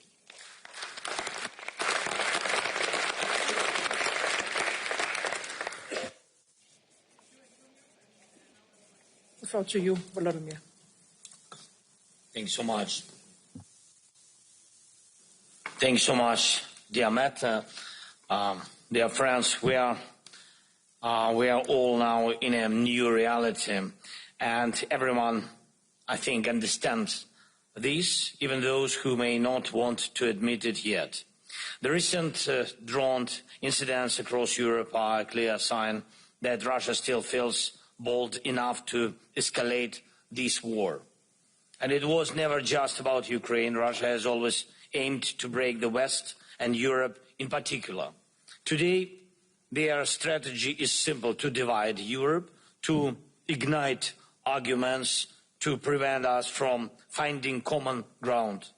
And I believe we must do the exact opposite of what Russia expects. We must act together, and we must act with strength. First, our guys are already here in Denmark, and there are experienced Ukrainians who know how to detect and shoot down attack drones, and they have already begun deploying their mission, and we are ready to share this experience with you, partners, and this is just the beginning, the first step on the path toward an effective drone wall to protect all of Europe. Please, let's work together on coordinated solutions that will make this happen. Second, when we talk about the drone wall, we are talking about all of Europe, not just on one country. If the Russians dare to launch drones against Poland or violate the airspace of northern European countries, it means this can happen anywhere. In Western Europe, in the south, we need fast and effective response and defense forces that know how to deal with drones. And please keep joining the Pearl program. It really helps our defense. Some countries are already part of it, thank you, and it's very important that others join too. This program supports not only us, but also strengthens ties between Europe and the United States of America. Third, we must remember that the root of all these problems is Russia's war. Russia still has the resources to keep fighting, and that's not right. But we know the right steps. A 19th package of sanctions against Russia for the war is urgently needed. We also need to seriously think how to truly down Russia's entire oil trade infrastructure, because that's what fuels their war machine. Right now, we are seeing that even tankers already under sanctions are still being used by Russia. That has to stop. And let's also place more sanctions against captains and crews of shadow fleet vessels, as well as against the owners of the relevant companies. And we need to think about placing sanctions on Russian oil terminals and the rest of their mainland infrastructure. We should also support President Trump's call to stop buying Russian oil here in Europe, as short-sighted to go against the USA. And the guys from Hungary need to hear this clearly. Energy from the US and other partners can fill the gap on the European market. Next, we need to finally complete 100% the work on security guarantees. We have already done a lot, and I'm grateful for that, thanks to you, dear leaders. And now we need to put everything on paper and fully prepare every detail. Security guarantees for Ukraine can already work now. They directly support our army. But overall, every nation in Europe deserves real security guarantees. The model of the security guarantees that works for us will work for you too. And we propose to eventually expand all effective models to others. And finally, I want to congratulate, as speakers before me, I want to congratulate Maia Sandu on the victory. Maia, my congratulations in Moldova's parliamentary elections. These were very important elections. Europe has won. Moldova has won. And thank you to everyone who helped to secure fair elections. Now it's time to move forward. Supporting Moldova, Ukraine, and the Western Balkans on their path to EU membership is critical. We need real progress. Ukraine has completed the screening process. We are ready to open Cluster 1, and this must be done just as agreed. This will definitely strengthen the overall situation. Thank you so much. Slava Ukraini. Thank you. Thank you so much, Volodymyr. And now we are trying something new in this format. So therefore, I will ask Prime Minister Keir Starmer and President Emmanuel Macron and President Maia Sandu and Prime Minister Donald Tusk to go to the podium, where Keir will lead us through a discussion between our four colleagues.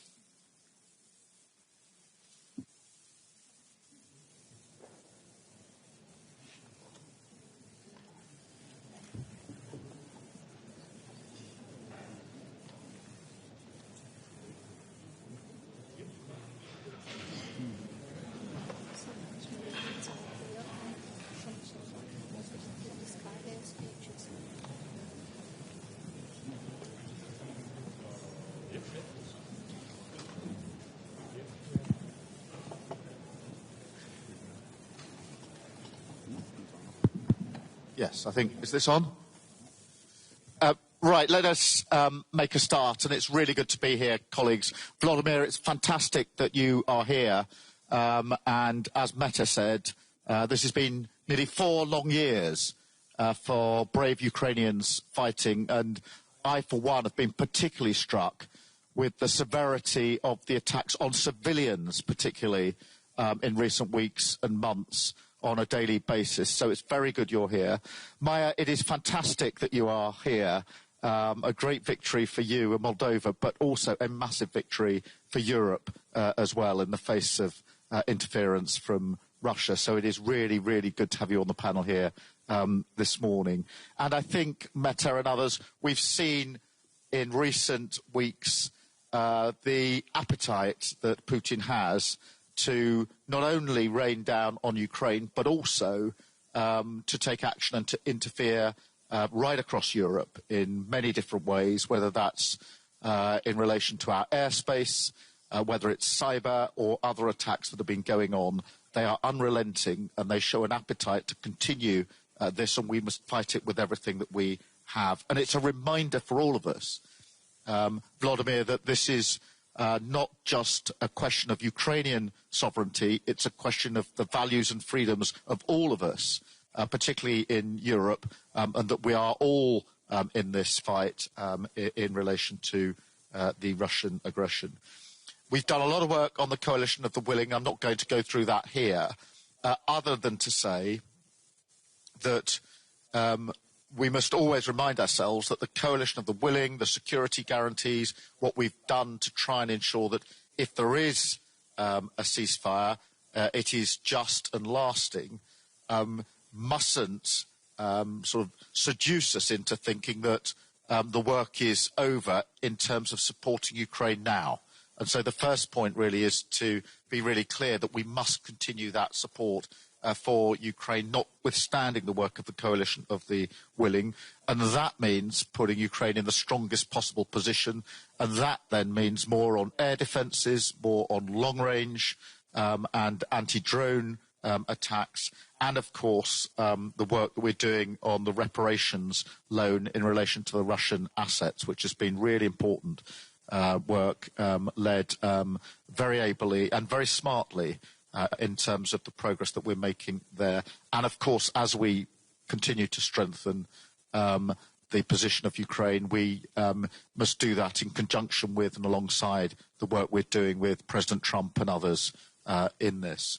The second thing is that we must always look to strengthen NATO. We had an excellent summit earlier this year, Mark, very, very successful, where I think NATO emerged at the end of that summit stronger than we went in, more united, with real resolve and focus. And we need to keep that because, you know, whether it's air defences in Poland, where we, the UK, sent planes across, whether it's the work that we've had to do in the last week or so here with NATO allies working with you to counter the drones. That means that we're here on a beautiful day having our meeting, which wasn't necessarily guaranteed this time last week. I think that shows that we have to make sure that through the framework of NATO we support each other against this aggression and interference.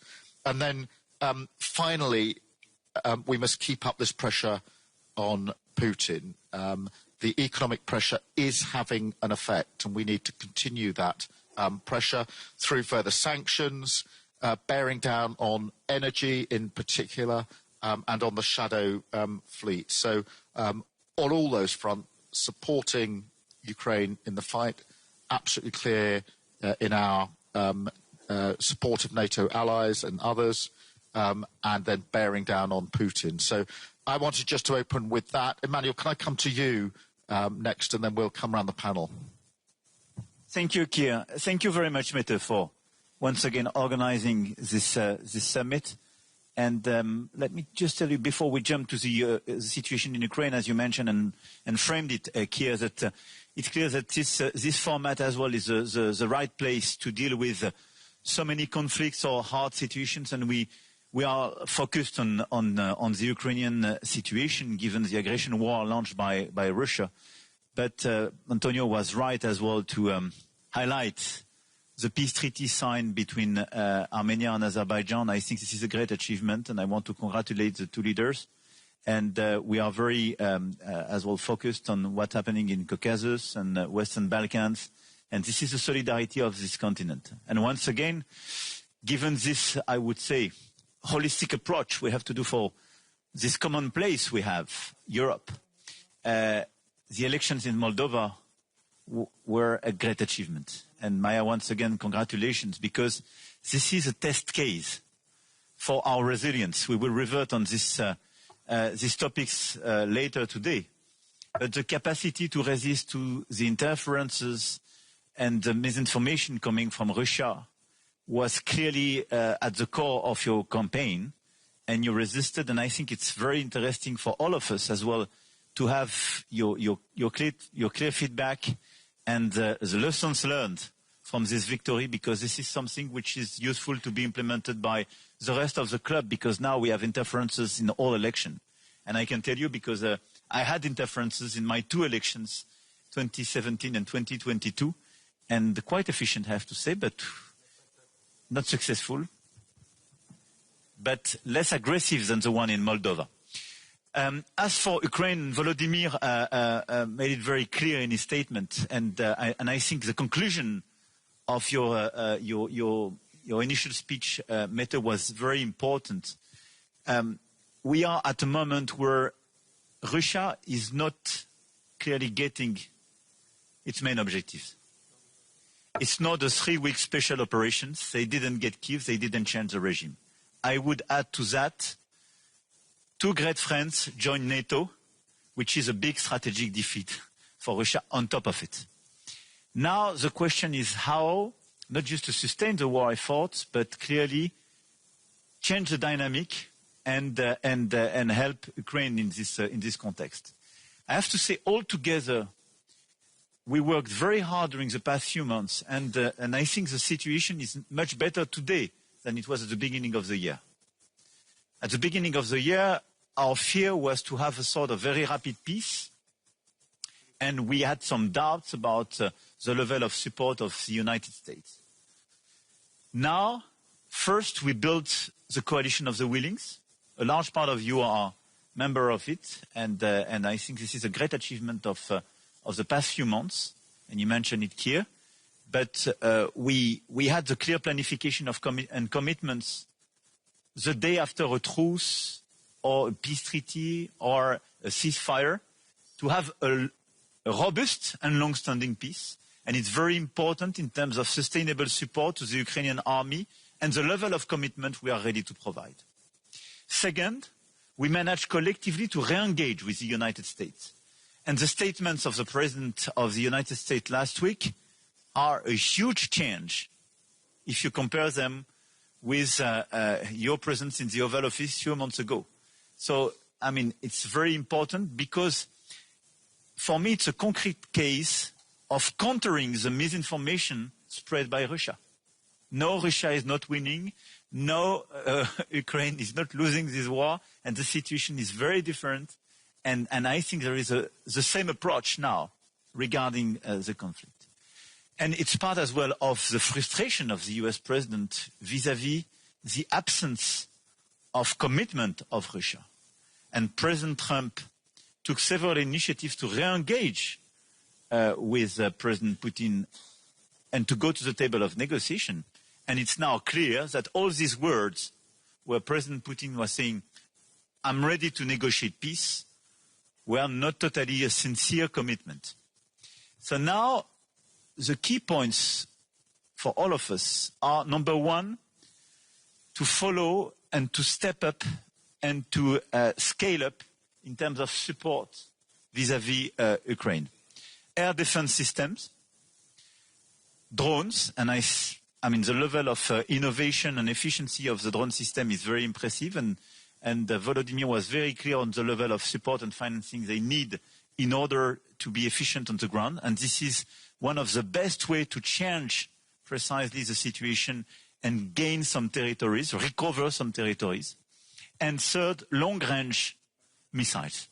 So let's focus on these three categories, as you mentioned as well here, in terms of financing, capacities to deliver, and we are working hard to accelerate as well the key deliveries in that, but accelerate as well the common projects and the common financing on these three issues. In parallel, in order to put pressure on Russia, in order to create more incentives to come back at the table of negotiations, we have our sanctions, and the 19th sanctions package proposed by the Commission was a very important one. We coordinate, we step up, and we are more and more efficient. And I want to insist on the shadow fleet, as you mentioned. Because following our key figures, today 30 to 40% of the war effort is financed through the revenues of the shadow fleet. It represents more than 30 billion euro. So it's extremely important to increase the pressure on this shadow fleet because it will clearly reduce the capacity to finance this war effort for Russia. So we put a series of sanctions on them, I mean on the boats and on the insurance companies, harbors and so on. But now we have clearly a way to increase the pressure by coordinating a holistic approach on this shadow fleet. And what we did in the past few days with our Navy, just in order to make controls and to make sure that it was a vessel we identified, a series of vessels, and to be sure they were compliant with international rules, delivered very concrete results. First, because you can identify the presence of a shadow fleet on your coast. Second, because you can make sure that they are compliant with or not with international rules. But third, and it's very important, because you kill the business model. by detaining, even for days or weeks, these vessels and forcing them to organize themselves differently and killing the efficiency of the business model. Because this model has been organized even before 22, but is now totally industrialized. And I suggest that in the framework of the coalition of the willing, with close coordination with NATO, we work to see how to optimize this common action. But just to tell you, the vessels we clearly identified, on which we made the checkings, and now we have a legal action, was declared in under a fake pavilion, but was exactly the same which was controlled by Estonia last March, for the same reasons. And as we stop them during 1-2 weeks' time, we completely break the efficiency of the organization. So shadow fleet is a very good target if we want to improve our efficiency to reduce these capacities. And I think this is a very important step forward in order to increase our pressure on Russia. Obviously, the objective of that is to allow in parallel Ukraine to recover territories, but as well to increase this pressure on Russia to come back at the table of negotiation. My last point, regarding all the provocations we have in Poland, in Estonia, and I want to reiterate our sincere solidarity, I think we had the fair reaction by Article 4 on NATO, more coordination, and as well additional capacities. We sent some additional Rafales and so on. And it's very important as well to go till the end of the inquiries on what happened in Denmark and for some others, because it's very important to make full clarity. I think the main answer should be more unpredictability and more strategic ambiguity. And I think it's very important to have a clear message. Drones which would violate our territories are just taking a big risk. They can be destroyed, full stop. And we are not here to provide the full notice. We will do what we have to do to preserve our air integrity and our territorial integrity. And for the aircraft, we have a process under the coordination of NATO. And I think this process will create as well more unpredictability. Deterrence should be key to preserve our consistency. But the message which is very important to convey from this meeting is that we are ready and we are in a position to preserve our air and our territorial integrity. We are ready on the eastern flank of NATO, and we are ready at the same time and on top of that, and without reducing this commitment, to provide security guarantees for Ukraine. This is the same approach, and all these approaches are clearly compliant, and it was fairly assessed by the Secretary General of NATO. Thank you, Keir. Thank you, Emmanuel. And I think this focus on the shadow fleet is so important. We need to intensify that, particularly in light of what's happened in the last few days. So really important. Donald, can I come to you? Because obviously we saw the incursion of drones and the reaction to that. So over to you, really, because if we cannot ignore the fact that over recent weeks and months, there has been, at the very least, an increased appetite for recklessness on behalf of Putin. So, Donald. Thank you. I will be very brief because I think from my point of view everything is more or less clear when it comes to the whole war context. First of all, again, congratulations. We were very happy together with Manuel and Friedrich to be there just before your election, and we felt how difficult the situation was and still is, of course. But your example, this is a good lesson for all of us, because it means that if you are determined enough, if you are courageous enough, you can win. Also, if you are, small Moldova, you can win against Russia, because it was in fact, the elections in Moldova, not only in Moldova, as you said, but in Moldova it was a very spectacular example the elections, it is also a part of a very untypical war we live in fact. 2 years ago or 3 years ago, I said that that the post-war epoch had ended and that we entered the pre-war epoch. Unfortunately, it is no longer the case because, in fact, we are in time of war today. And for me, your lesson, but also what we experience in Poland with all these provocations from the Russians and Belarusians. For me, it means that today it's absolutely obvious that we have to stop all this kind of illusions. The first illusion was and is that there's no war. It's some of us, we like this definition like full-scale aggression or incidents or provocation. No, it's war. A new type of war, very complex, but it's war. Shadow fleet. Now we have signals. The last one was, I received a message from Warsaw. We have another incident now close to Szczecin port. 2 days ago it was an incident close to our Petro-Baltic platform and our pipeline. Both are Russian vessels.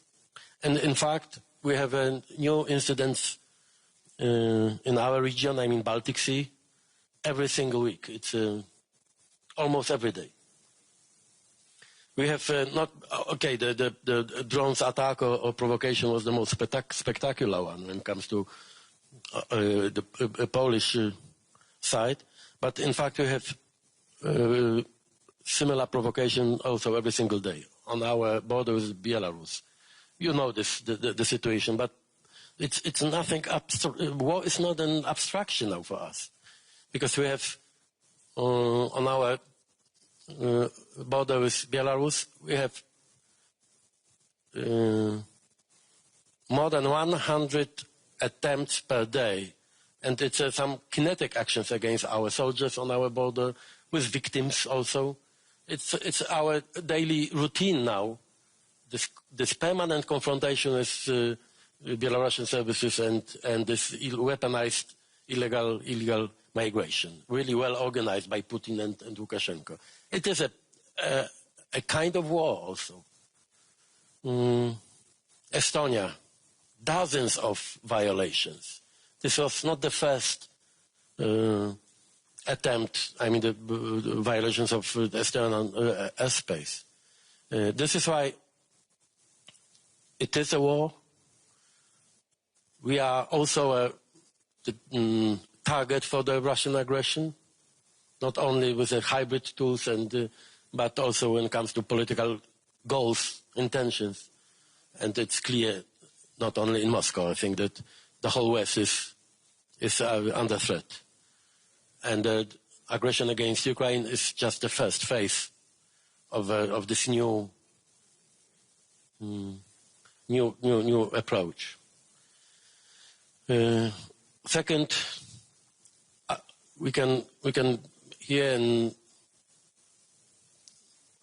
I think all capitals in Europe this narrative. This is okay. If it is war, it is not our war. It is our war. Okay, Ukraine is in the front line now, but in fact we have this aggressive actions, provocations, etc. And all of us are targets, the possible targets for these attacks.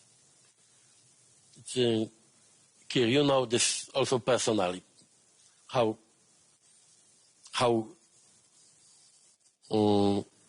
strange and how dangerous they can be, also physically, kinetically against us. It is our war, and if Ukraine loses, it means our failure. I have no doubts in a mid-term or long-term perspective. And the third illusion is also very well prepared by Putin's propaganda, is that we are not able to win this war. That it is impossible for Ukraine and for all of us to win this war. It's an absurd. The only advantage, the Russian advantage, the only one, is mentality. We are much bigger than them. You know, the GDP of Poland will be comparable to the Russian one of Poland in 2 years. Economically, they have no chance against us. Our population is almost 500 million. Together with UK, have 500 million against 150. We are much richer, technologically, much better prepared. The only Russian advantage is here and here. I mean, they are ready to fight. They are ready to sacrifice something. They are ready to suffer. And the psychological advantage, this is why we are so, sometimes we are so, you know, not decisive enough and not determined enough. And this is why the Moldovan example is so important. It's not only a symbolic one, but also something very practical. If you are determined enough, you can win. And our yesterday discussion about drone wall, about our reactions, should we destroy the Russian objects over Ukraine or in our airspace, I think it's absolutely clear that the most important and the last step in our efforts how to help Ukraine to win this war is more determination. Money is not the problem. I mean, it's always the problem, but compared to, sorry, not the biggest. And this is my appeal. And as I said yesterday, I am not interested in escalation. I am the last one here who is interested in escalation, because we will be the first victim of the war. And for Poland, peace and ceasefire, this is something absolutely the highest priority for us. But we know, not only because of our history, because of geography, but also we know something about the Russian intentions and plans. We know that if they win against Ukraine, it is also in the future the end of my country and of Europe. I have no doubt. And this is why we have to be as determined as Volodymyr and his people, and as Maya and her nation. Thank you. Maya, over to you. Thank you very much. Thank you for your support and for the kind words. The elections we had on September 28th were not simple elections. This was a test for a democracy under attack. Russia spent hundreds of millions of euros in these elections to illegally finance political parties. Well, they've been supporting some political parties for decades, but only in the last 2 years they've created at least 7 new political parties in Moldova. We have it's very easy, as it should be in Moldova, to create a political party. Of course, all these attempts to destabilize the country, all these attempts to hire people on the ground to produce disinformation in addition to what we have been receiving from Moscow. And the lessons that we have learned is that exposure and prevention work. These are the 2 lessons that we have learned, and this is what has helped us. Because we have been exposing, and it's not only the government institutions, but it's also the press, the international press and the local press. For a year, the press has infiltrated And then later one showed how Russia has been hiring people in Moldova, paying them monthly salaries, teaching them how to create thousands or hundreds of accounts, and then sending them the information that they need to post. This is what was happening, in very big scales. Like the BBC investigation found a network of at least 90 TikTok accounts which produced thousands of videos with 23 million views for a population of 2.4 million people. So we had many such examples, and people could see it and they could understand the threat. And then the prevention, I have to say that after last year's experience, which was very dramatic during the referendum and the presidential elections, our institutions worked really, really well this time. They disrupted all these financial schemes of Russia. They confiscated the money. People who were dealing with this, they got arrested. All those who organized, were trying to organize the vote buying schemes, people could see them on TV. People could see that the money has been confiscated. So the prevention was really, really useful. It is not easy because Russia is using cryptocurrency more and more, and this is where we need to work together to stop the illicit funding, and especially when it comes to cryptocurrency. But Russia had two objectives for these elections. One was to capture Moldova through, this was the maximalistic objective, to capture Moldova through these elections, or at least to destabilize the country and to, to discredit the results.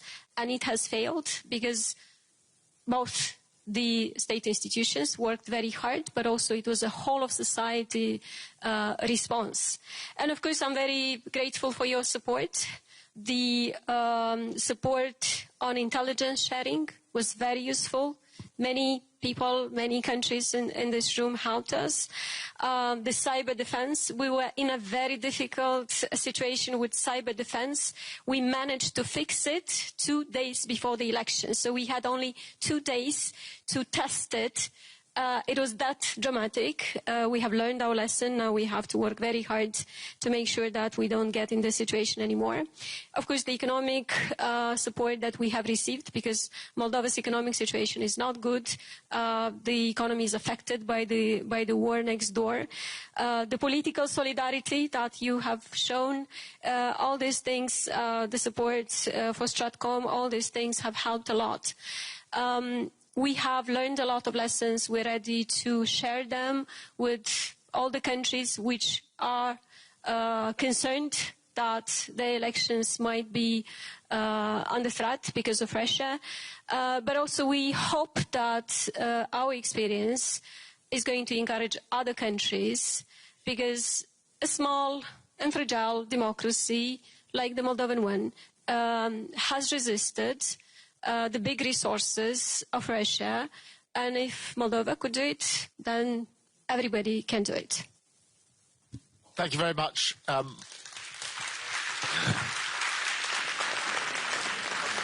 Thank you.